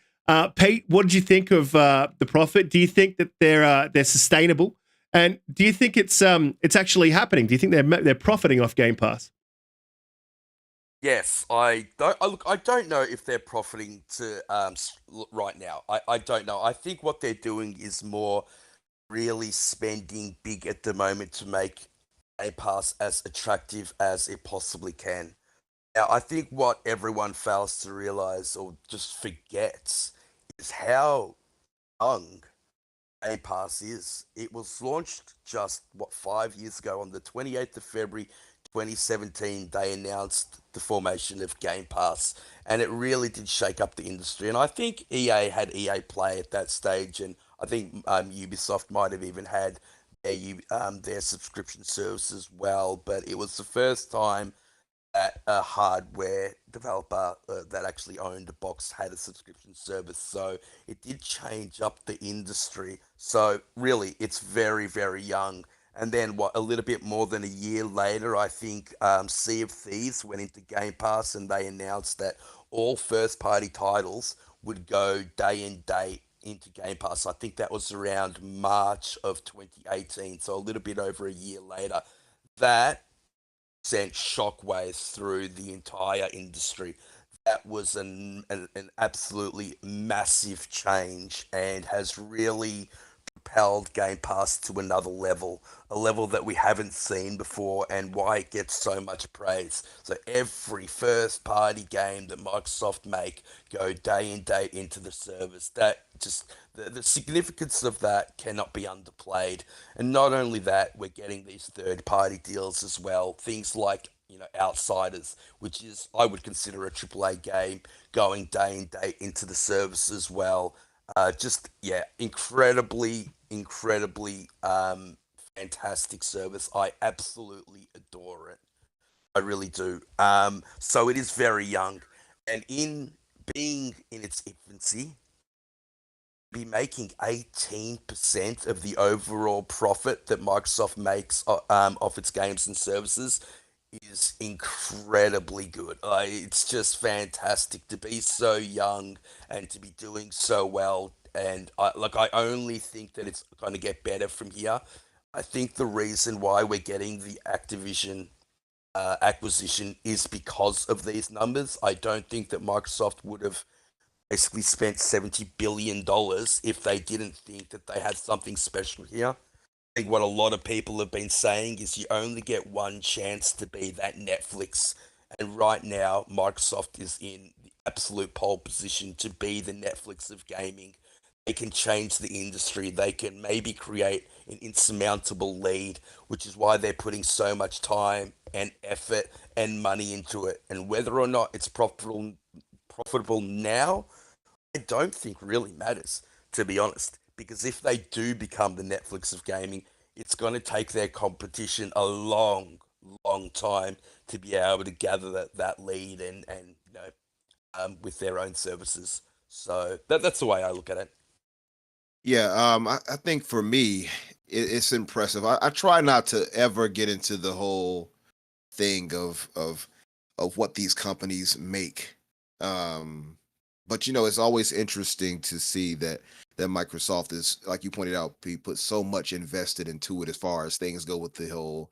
I'm hearing a repeat. Hold Is on. there echo for We anybody else? Yeah. Yeah, I it's just coming muted him. through You're good. Riskit. Yeah. I Oh. muted him. But yeah, like I said, it's very interesting to see, and those reports coming out. I wonder, because it's interesting too, because I think about it, with these documents, they can have them redacted. They can redact what information we can see and such. Mhm. So I'm interested in learning why they didn't redact that specific information about what Game Pass earned. Seeing how Microsoft is so hush hush in general when it comes to what sales they've made with consoles. They and had to such. make it public information because the Yeah. because the acquisition. Otherwise, they wouldn't have put the numbers out. Yeah. Mm. Yeah, What was the big number? Was it 3 billion or was it 8 billion? Like 2.9. $2.9 Yeah. Yeah, Okay. 18% of their total services and games revenue. I was That's more cool. impressed by, like, I knew the Game Pass was making money as far as that goes. I don't know how much is, like you said, profit, but I was actually more interested and surprised by how much gamers had spent in general, like for gaming and peripherals or whatever it may have been. And it just goes against those narratives of Xbox gamers not buying games. That was the thing I laughed at the most. Yeah, it was very Yeah. stark This contrast was wise. also done on calendar year, Umbra, and I think Riskit pointed out a very good thing. This was done, so calendar year 2021, but it was only done from the end of January through to December, so it was actually only 11 months in total. It wasn't the full year. So that's another thing to keep in mind. It probably would have been more than that, and that was when the number of Game Pass subscribers was 18 million. We've since learned that it has jumped to 25 million and might even be exceeding that now. So a few things to keep in mind. Yeah, So, they're real interested about that. But like I said, and I think as you pointed out, we see the growth here. We see what they're doing. I'm interested too, though, in seeing how if they're actually going to, for one, next year announce, and maybe at E3. I'm guessing what Game Pass subscribers look like now, and what or then at that point. I guess I'm guessing we'll have that 30 million subscriber mark at that point, at least that they'll announce. And I'm wondering how much it'll grow once the ABK situation is situated and those games start hitting Game Pass. That's what I'm wondering how that's going to look then. But I mean, as far as it goes now, I'm impressed. I didn't expect anything quite like that, but I don't know. It's hard for us to actually debate about profitability and such. We don't know enough. You know what I mean? But so I try not to get into that. But yeah, I'm just You glad think to see about there's some type of growth. figure, Cutie. $2.9 billion is a lot of money. Did you think that it would be making that much money this quickly, or did you expect it? Oh, sorry. I'm impressed by the growth of Game Pass subscribers. To be honest, that's more impressive to me. And the projection of 25 million in quarter 3, 2022. That's I think so. incredible. From 10 million to 25 in 2 years. Wow. Honestly, I would think that they would earn a little bit more. Like the figure doesn't seem that impressive. Like it's good, obviously, but Microsoft is a massive company. So I don't think that. I think bringing these numbers to light has sort of shown, okay, yes, Game Pass and the games part of Microsoft does make up a large portion, but Game Pass doesn't really add that much to the games and game services Xbox revenue. So what do you think about all this, Joe? Look, I mean, you see it from a developer's point of view, and I know that you were really interested in getting into Game Pass. Did you think that the number would be 18% of the total amount of games and services revenue? I think that sounds about right to me at this stage. I think that's gonna creep to 50%. Like every day, it's probably getting closer and closer to that. It's really one of the reasons it's super hard to calculate is part of the things they'll be looking at is people who also buy the games, even though they've played them on Game Pass, and then people who buy the console because of Game Pass. Like it's really hard to give Game Pass that revenue, but that is part of what Game Pass is for. And obviously this big deal that is the huge topic. The second they get that, and then they basically put all of those games on Game Pass also, you're going to see 40, 50 million in another year, right? It'll happen like overnight, basically. If you can play Call of Duty for free, you can play all those games for free on Game Pass. It's over, right? Like, it's going to instantly be it'll be in a year. It'll be like a $15 billion thing, right? And, what I would be interested to see crazy. if their number jumps significantly as more games are added to PC Game Pass. I think that they know that they can hit a certain ceiling with console gaming. And I think that's why every acquisition that Microsoft has done, they make sure that they're also in that PC market. And I think that's where we're going to see massive growth.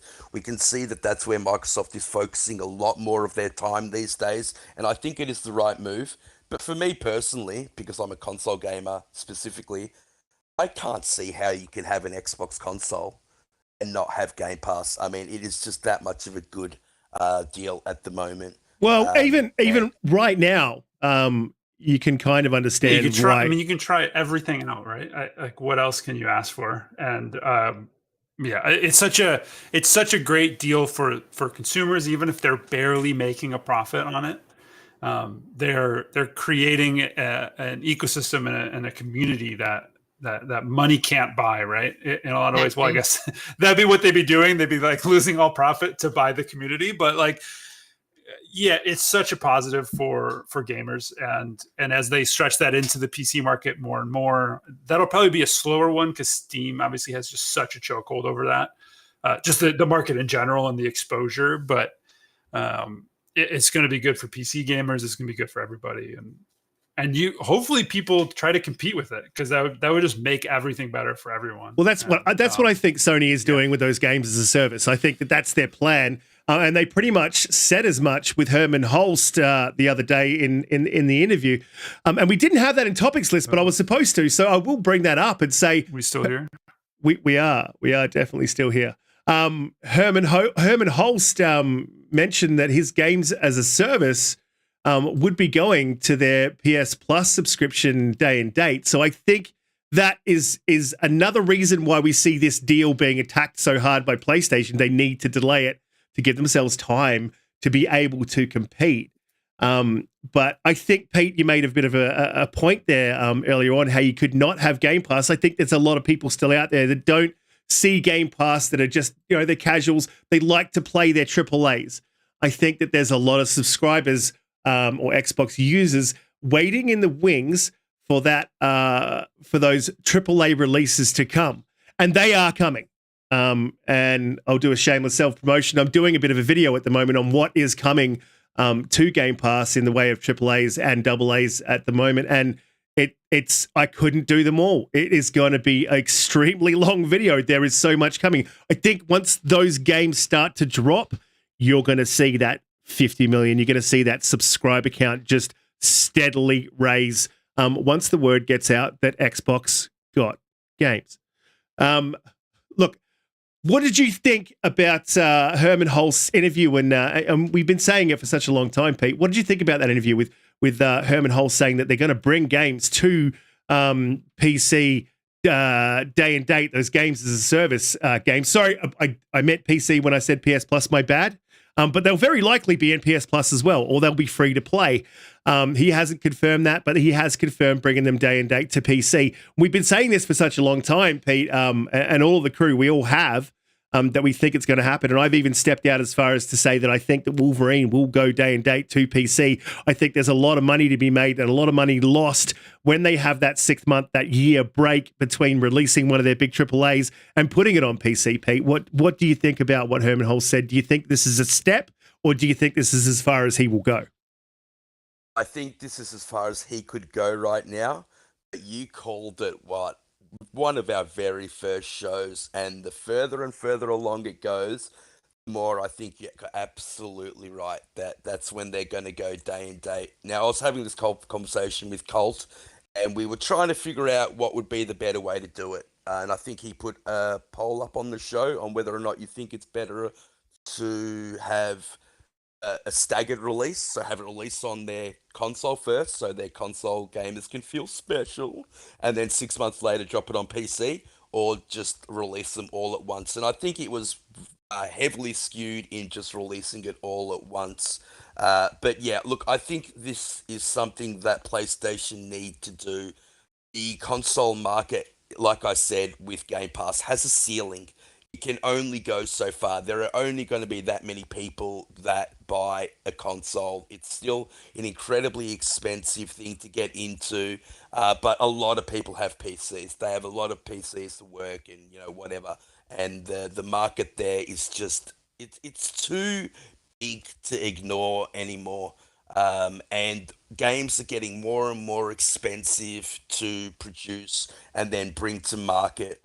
And this will it just adds that profitability to all games that I think we need. And so I'm happy that Sony are competing. I think they need to compete. I don't like the idea of, because you don't have a console, you can't get a game. I mean, what was it? Crap Gamer, and I hate to mention Crap Gamer, but he said that Twitter response to Phil Spencer when Quantum Break came out, and he said, I'm not going to sell my Xbox now because you're putting the game on PC. And Phil responded something like, why are you getting so angry that more people are going to be able to experience and play the game? And that's the way I see it. If it goes on PC, if it goes day and date, more people are going to experience this, thing that we love, this little thing called gaming, this art form that is growing.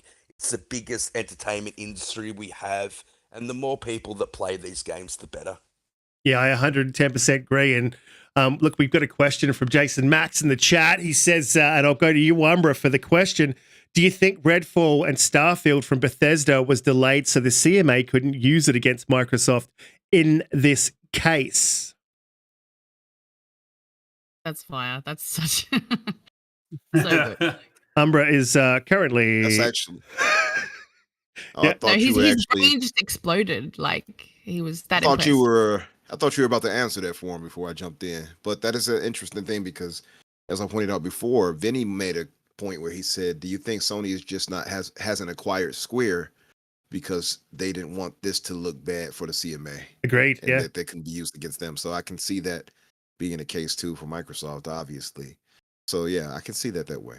But what's the main overarching question, Risk, on this right here? Because I've got sidetracked. Yeah, we're just talking about Herman Hulst, them bringing games to PC day and date, their games as a serviced games. And yeah. What are our thoughts on that as far as him announcing that, you're saying? Mm-hmm. Yeah, I mean, we kind of spoke on this before already, and when we talked with Colt before, and as me and you had said, and we stayed steadfast on this, of course they're going to go day and date eventually. They won't have a choice.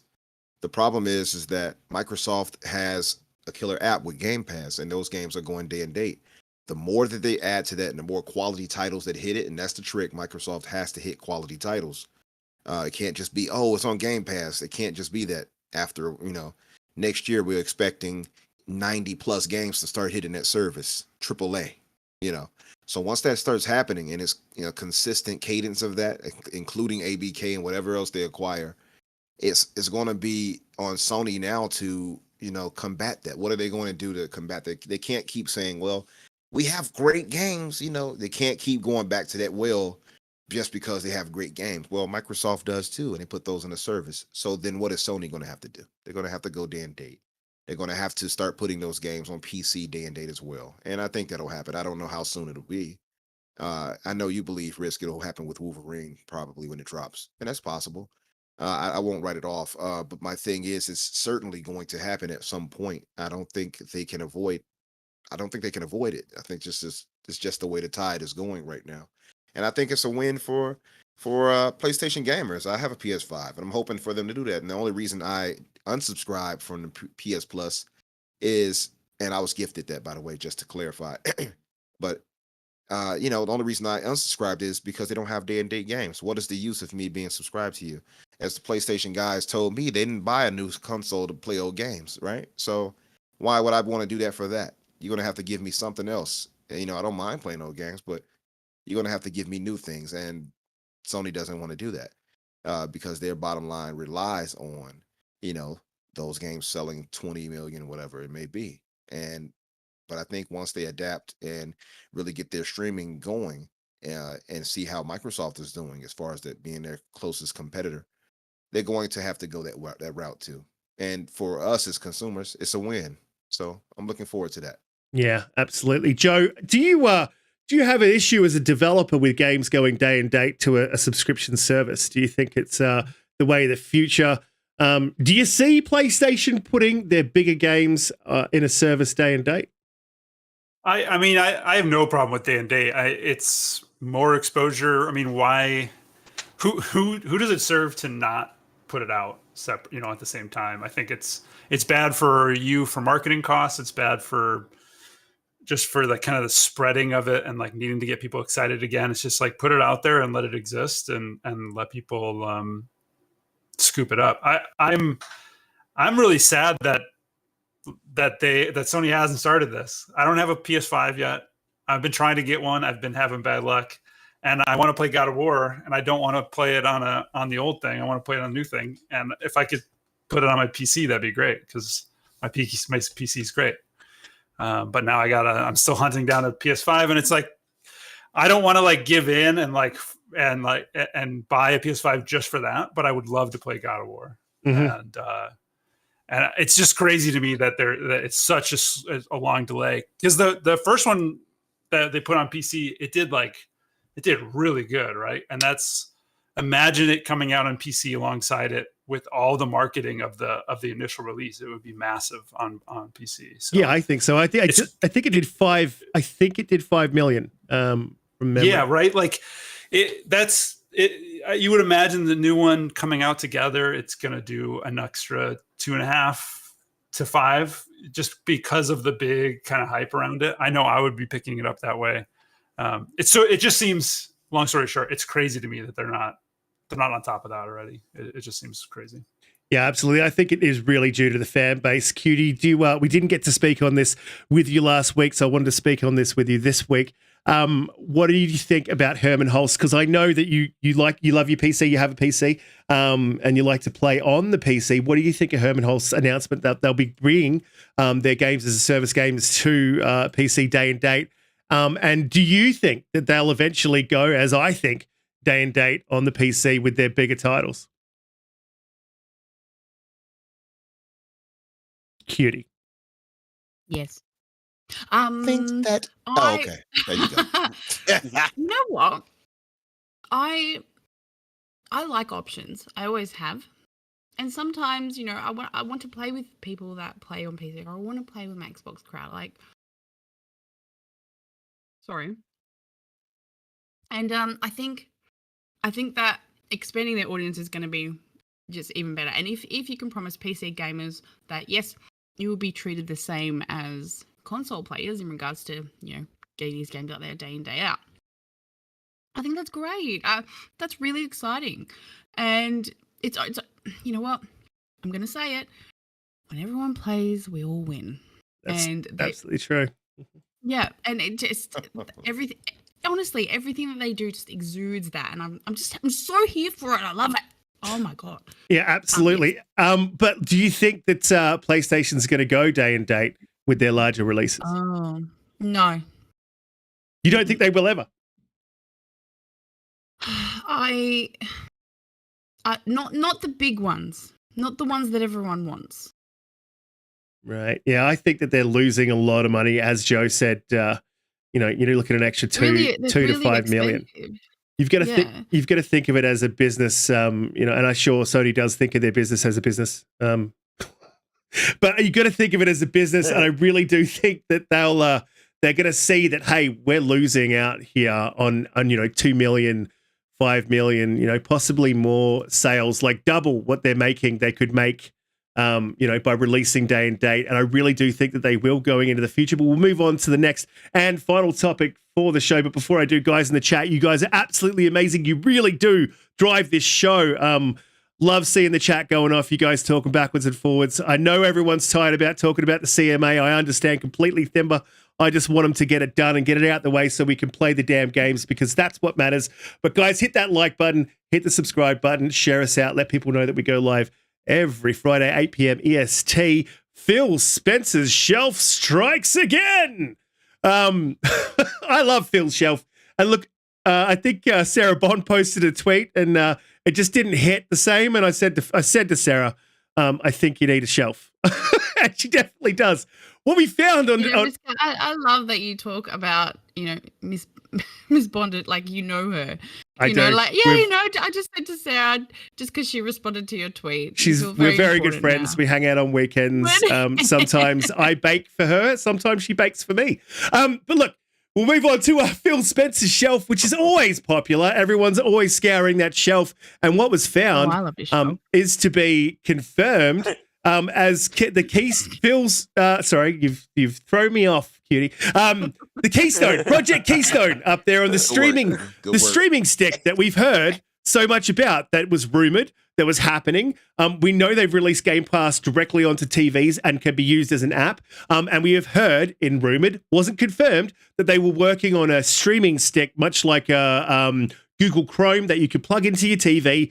You buy your streaming stick, you buy your controller, and away you go. You're streaming from the cloud to your TV, playing games, I'd imagine at 1080p 60, and we've found it on Phil's shelf. It was then later confirmed to be Project Keystone. The Xbox Twitter account itself responded and said, stop leaving to Phil. said, please stop leaving old tech up on the shelf. So we know that this is an older iteration. You know, I think they said, what have we told you, boss, about leaving old projects up on the shelf? We know this is an iteration, and it seems like they're close. If they have put out hardware prototypes of this, I would say that they're pretty close to seeing this. I personally think that we're going to see this E3 next year. I think that that's going to be landing in 2023, and they're going to be putting it out there. It could be at the Games Award. They did reveal the Series X at the Game Awards, and it's possible that we may see it there also. So, Umbra, do you think we're going to see it early? Do you think we're going to see it late? Do you think it is just an old project and they've put it aside? Or do you think it's really happening?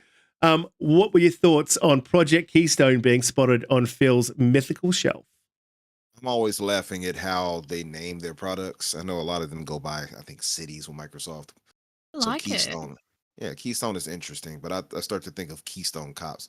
But as far as it going out and being released, it's definitely going to happen. I don't know when it's going to be implemented and when it's going to happen, but that's the future they're headed. I mean, we already saw with the Samsung TVs and having it pre-built into it and things of that nature. This is that next logical step, like Google. What is the name of that device Google has? Like Google. I can't think of it. Chrome. G-Sync. Google Chrome. Yeah, the one that they plug into the TV. Are we talking about the?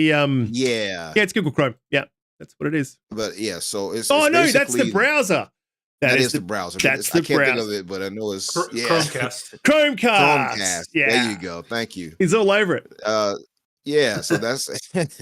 Yep. So I can see that. I can see that happening. I'm wondering how great the device will end up being, but as far as what they'll allow, I think Pete, you pointed out one time before that you would like to see it as far as, and you think it'll probably have console streaming. I can see that being the case too. So yeah, I'm interested in that, and I think it would be the perfect time to show it at the Game Awards this year. I think that'll be the perfect time, and I think that might just be the case simply because Phil showed that as early as he did. It's an old prototype, but for him to show it, Phil is fairly strategic when it comes to that type of thing. So I think he did that on purpose to show us give us a little preview of what to expect in the near future. But even if not next year, it is what it is. We'll see it one way or another. And I think it'll come in handy with the old family plan that they're putting into place and they're testing over in other countries right now. So I think it'll be great. Oh, you had to put that one on screen, did you, mate? Well, of course I did, man. I have to. He made a very good comment. It's very accurate, and I thought I would just throw it out there. Look, Pete, I'll go to you. What do you think about the new Keystone, streaming thing? And I definitely agree with you, Umbra. I don't think that anything goes on Phil's shelf accidentally. No, I don't think he ever does that. It sucks that people know about it now because people are looking out for it now. And I do think it was the Keystone thing. I don't think it looks like anything else. The size of it was a bit strange to me. I thought it was bigger than I thought it would be. I thought it might just be a dongle that you plug in the back. It's a lot bigger than that. So I'm hoping that it does more than Game Pass. I'm hoping it does something like what Apple TV or one of those devices do. If we were speculating on the price, if they can put this thing out at, I don't know, $100 with the controller, with 3 months of Game Pass included, this thing is going to fly off the shelves. It's going to be incredibly streaming, Pete. There's no way.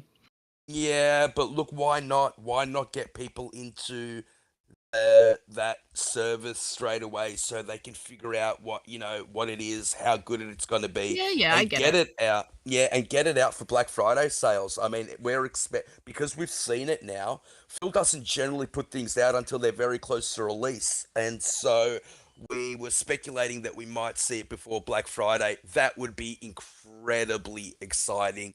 I'd love to see it.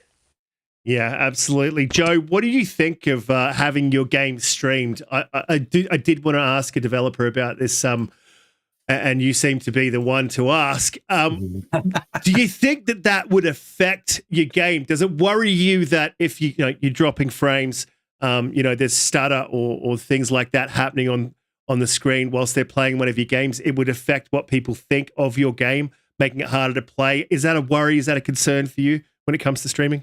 It's a concern, of course, but I don't think it's super warranted. Like, streaming Netflix and all that all those like TV stuff, they all had their problems with just like lag or low quality streaming and stuff. And I think the better we do with all that stuff, the easier it is for games. Multiplayer stuff's always going to be tough because you need that like instantaneous response, and that's going to be tough with streaming. But single player games for quite a while now, it's been working really well, and I think 99% of games it's going to do great on. I think the even cooler, maybe simpler but cooler bit of it is the idea of whatever room your Xbox is in, this can be in another room and you can stream to your console also, and just access your console's power within your own house, in multiple rooms. And I think it's a rumor probably, but that would be a key feature for me. I think that would be awesome. Yeah, absolutely. Have you, now that you've said that, have you had a chance to play with the Keystone? Just kidding. Cutie, Cutie, you heard it here first. It'll stream to other consoles. Cutie, what do you think of streaming as a whole when it comes to streaming from a stick from your TV? I know that as hardcore gamers, it's not really a thing for us. We would always rather have the hardware. But do you think that this is where we're headed? Are you excited? Would you try out that hardware if it came to market? Would you be interested in just maybe if you were traveling, you could say you were heading to E3 in LA, you didn't want to bring a console along, you had a Keystone in your pocket with your keys, you could plug it into the TV and play on those nights while you wait for E3 to kick off in the morning. Oh, Riskit, you're talking about a dream here. Oh, my days. A very good dream, by the way. Look, lots of you know, I live rurally, so I live in a small town, and you know what? The Telstra 4G tower is full in my town, and they won't come out and put any more, won't extend how many users can actually use it. And when we recently had bushfires here, where the power went out, the generator that was supposed to run the tower and keep our communications up and running for 48 hours did not function. So they don't really care. And I think, look, the future's exciting. Lots of you also know that I have Starlink, so that has assisted me in all kinds of ways, including streaming, things like that, like on Twitch and uploading and downloading. But I still don't use cloud game. I still don't use cloud gaming. But I think if the internet goes the way that I think it's going to go, cloud gaming will probably become more of a norm than we think. Because the idea of just being able to, I don't want to say this because you guys could take it the wrong way, just be able to pull it out whenever you want, just... you can game anytime, anywhere. See what Scorn has. Yeah. Settle down. You know what? It's the last party I'm going to be in with you guys. That's for sure. Look, I think it's exciting, and I think convenience is always going to be at the forefront of gamers and gaming companies who are creating things for people. They want people to use their product, and they want them to use it now. So, absolutely, that's exactly right. Would you say that you're, by what you were just describing to us, would you say that you're just a small town girl? We're not in a lonely world, baby. No singing on the damn podcast. We've had these conversations many times. Full circle. Look, there is one more topic that dropped while we were talking. It's a very quick one. I just want to quickly run through it. We are hitting the 2-hour mark, so I do want to get our guest out of here and respect his time. But what dropped recently, and I think you guys, Cutie shared it in the Discord over here in our topics. I did. Gotham Knights is going to be 30 FPS. And they apparently could not squeeze it out to 60 FPS. Look, this is my take. That's unacceptable, right? We're in Gen 9, okay? It's 2022. You've got hardware powerful enough. I don't care what you're doing with the graphics, powerful enough. And Joe's going to turn around at me and go, who the hell are you? Not even a developer. But this is the way I think as a gamer. You've got the power there. Use it. You've got tools there that could probably squeeze out that performance if you need it. Use it. If you can't get it now, delay the game. I don't want to play a game at 30 FPS. That's nuts to me. I'm not doing that. I will not buy that game specifically now because of that. I want to play a game at 60. I don't know if it's a thing of the delay being the issue for it though. Reading what what Fleur Marty, what is it, Flaw Marty reported. One of the devs, she said, it's due to the types of features they have in the game. Yeah, it's bullshit. Like providing a fully untethered co-op. So that I wonder if that really is the case. I mean, Joe, you would know better than many of us, I'm sure. It's just weird. What they she would go for like 30 frames per second. What she actually said was, she said, I know many of you are wondering about the availability of performance mode in Gotham Knights on console. Due to the types of features we have in our game, like every other game, like providing a fully untethered co-op experience in our highly detailed open world, it's not as straightforward as lowering the resolution and getting a higher FPS. For this reason, our game does not have performance quality toggle option. Look, then tether the co-op or do whatever you need to do to get 60 FPS. I don't want to play a game at 30. It's not the 1990s. No, it's just, look, we're in a new generation where you have access to that power. So Dan will use it. But Joe, am I wrong or am I right? You're probably going to tell me I'm wrong. No, you guys are on it. It's a tough one. So there's no reason that they can't be dropping it to 30 if you're doing co-op, and when you're not doing co-op, having it be 60. That's a good idea. Or something like that. Like some controls that way. Basically she's saying it's not a graphical problem. It's a CPU problem of managing the entire world in two places. I'm sure it's a mix, but. And it's this thing. It's like it's a decision by the development team of what they wanted to do, and they chose a higher fidelity for a lower frame rate for the game, right? And there's no question that they could have done things to manage it to be 60, but there would have been costs to that. And hopefully, what they think is that it's worth it, right? That'd be the thought. Or they ran out of time, and they didn't do co-op until the end, and now they're like, well, we could spend a year and a half on this to fix it, or we can release it at 60, right? Doovie asked a question as to the whys and wherefores. He said, do you think the reason it's 30 FPS is due to the fact that it was built with last gen in mind? Would that affect the game? No, I mean, if it was built to scale for last gen, then it should easily be hitting 60. Mm-hmm. I mean, the power difference or PS4. Yeah. It's a strictly next gen game. Yeah, if they were like original, if they originally did it, sure. It would be. Probably it was doing 10 on those, so they said, you know what, this is a next gen only. Right. But maybe it was terrible that past ends. That's correct. Yeah. I mean, it's very interesting. Pete, what do you think? Do you think that they've? I'm so disappointed, Riskit. I was so incredibly looking forward to this game. And it has dropped my excitement for this game incredibly. I was thinking of buying it. That's no longer the case. I'm going to play Plague's Tale now on Game Pass. I might wait for a patch. I don't want to play it in 30. I didn't buy a $750 console, Australian dollars, to play 30 FPS games. Incredibly disappointing news. I wanted to share it out to I know this wasn't in topics. This dropped last minute during the show. It's just really, really disappointing. Yeah, we have the perfect crew here already. I'm Batgirl. Well, you can only two player as well, Cutie. So we did want to play as a crew, and I would have been Nightwing Umbra. I mean, it's just so obvious. About that.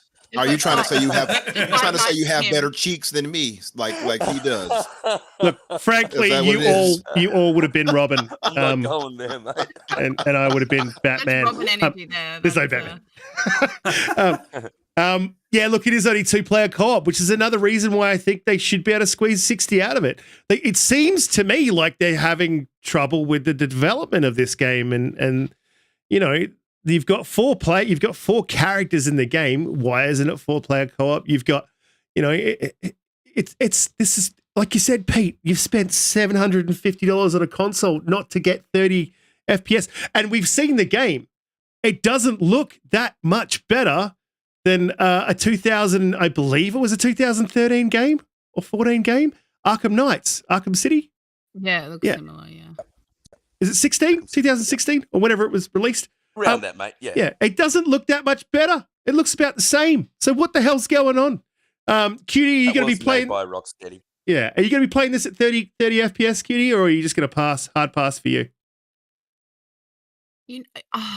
I've just been really excited about it, and I think, look, I don't want to pass judgment on it unless I actually play it. So if I can acquire the game, budget providing, then I will play it. It'll probably go on sale really quick though. So maybe the way you over said that, Christmas. it sounded like you were like, if I can acquire the game, like some secret admirer listening or something, they're gonna get it for you. No, The way she said it. No, I just I'm not. Sometimes I get codes for games. I don't know. We'll see. On Game We'll on see. Oz, yeah. I mean, you do all that hard work, and you write articles for Game on Oz, and sometimes you Yeah, get a million. I don't want to I don't want to brag about it. You write for Game on Oz. Yeah, I mean, if you're gonna give me the code and brag all about, brag all you want. Look, I'm not bragging about my cheeks. That's for damn sure. Like you. I mean, if your cheeks were as nice as mine, if your cheeks were as nice as mine, you brag about them too. Okay. Yeah, I'm not sure which cheeks we're now talking about, if they're face ones or below that area. Look, Umbra, what do you think about playing, Gotham Knights at 30 FPS? Is it going to be something that you're going to be picking up? I'm hard passing. I'm telling you now. I'm not playing a game at 30 FPS. It's tough, man. It's really tough. I think they'll get enough blowback where they'll probably try to put some type of patch into it or something. I'm hoping at least. I won't get it on release, and I probably wasn't anyway at the price that they were going to sell it at 70, I believe. So it's whatever for me. But I'll wait for it. I have plenty of games to play in the meantime, and plenty in my backlog that I have to get to. It's disappointing, but it's not like a deal breaker. It's not like, no 60, I'm never touching it. It's unfortunate. But if you played a lot of the PlayStation games before, they were the cinematic 30 frames per second too, and they were quoted as masterpieces. So that doesn't destroy the game's worth necessarily. It's just disappointing because we expected, nice fluidity with the combat and in frames. So it's a little unfortunate, especially since we've paid as much as we have for these next gen consoles or current gen now, for them to still be stuck at 30 is really unfortunate. But we'll see. And maybe for the PC, it'll actually have higher standards, and I can just get it on that if I really, really cared enough. Mm-hmm. But other than that, I don't know. It's just disappointing to see. Yeah, absolutely is. And look, I think of it this way: we're living in a fiber optic broadband world when it comes to gaming consoles, and you're giving me a dial-up experience. That's kind of the way I think of it. And that's what she said. And I don't want to encourage it. So, and the reason that I'm not going to encourage it is by not paying for the game until they patch it. When they patch it, I'll buy it 110%. I want to play it at 60. But look, that is the show. We had an absolutely fantastic time. You guys in the chat are absolutely amazing. Joe, you have been a champion. We really appreciate you coming on the show, letting us know about what's going on with Song of Iron 2 and what you're up to there, and your dream game. I'm really excited to see that in the very far future, but in the future. And coming on and giving us your takes. Really appreciate it. Just let the people know where they can find you, again, about your game. And those links are down in the description, guys. So please head down there, and don't forget to head to Steam and wish list Song of Iron 2. Take it away, Joe. Where can they find you? Yeah, first, thanks for having me. It was a blast. It was great to chat and hang out. Find me on Twitter at Song of Iron. Honestly, almost any social media, you can just search Song of Iron and you'll find me. And I appreciate you guys having me on and let me talk about Song 2 and the first one and just talk about games. It's always fun. Absolutely. We loved having you on, man. Thank you for coming on once again, Cutie. We know we missed you last week when you were at PAX. Great to have you back. Please let the people know where they can find you, what you'd be up to, what you'd be playing this week. Yeah, once again, I'm so glad to be back. And thank you, Joe, so much for your insightful takes. It's always great when we have a developer on. This week, you can find me. I'll be back on my streaming schedule, actually.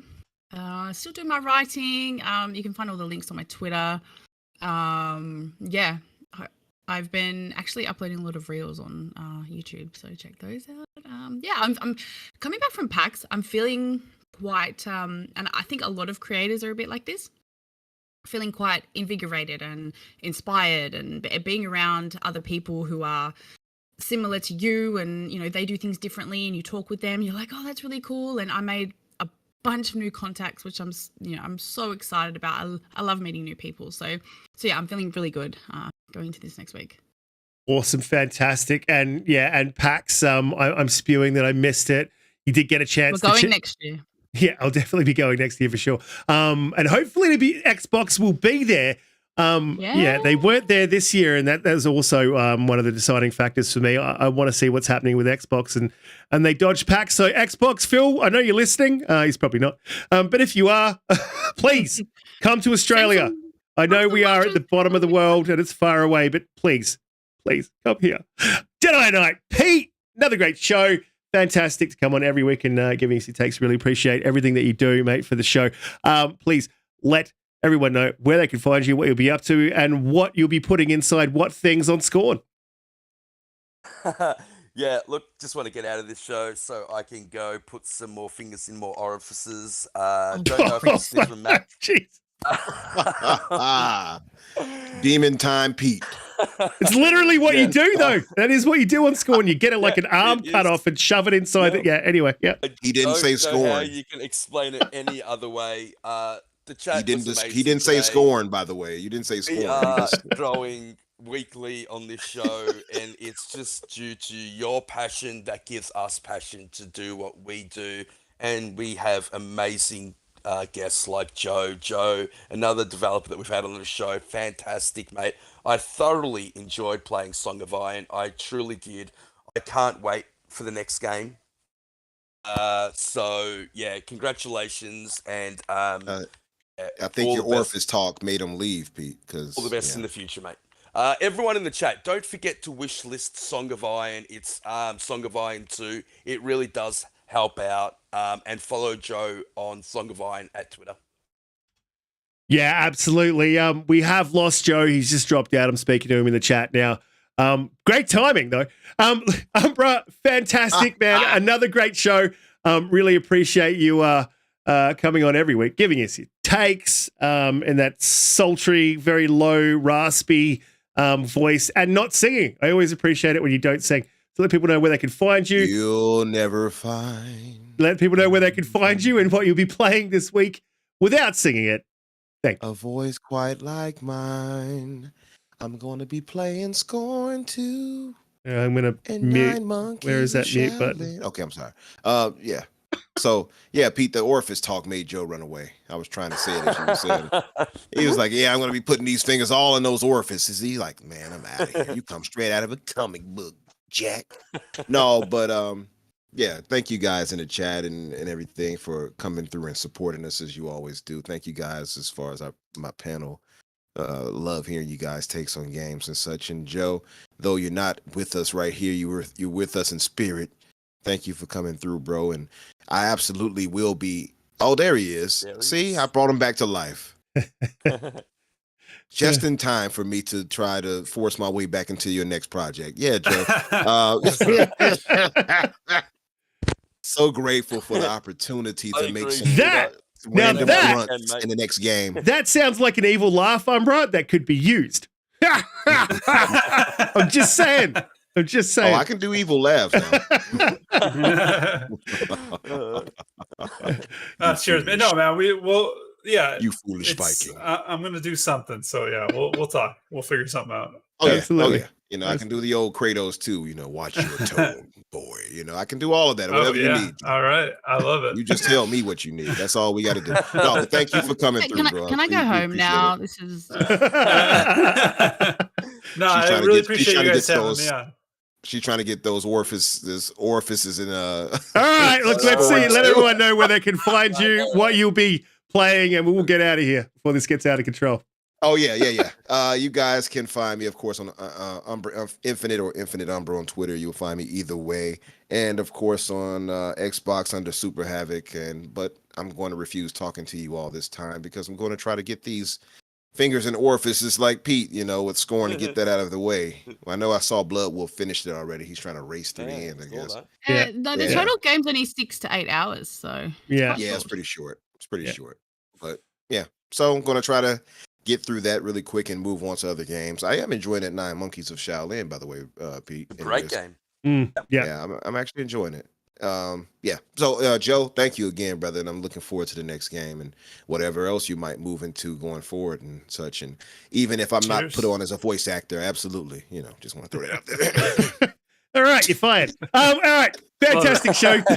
Thanks, guys, for coming through in the chat. You guys have been absolutely amazing. If you haven't hit that like button, please hit it on the way out. If you are new, subscribe on the way out. And have an absolutely fantastic week. And we will see you next week.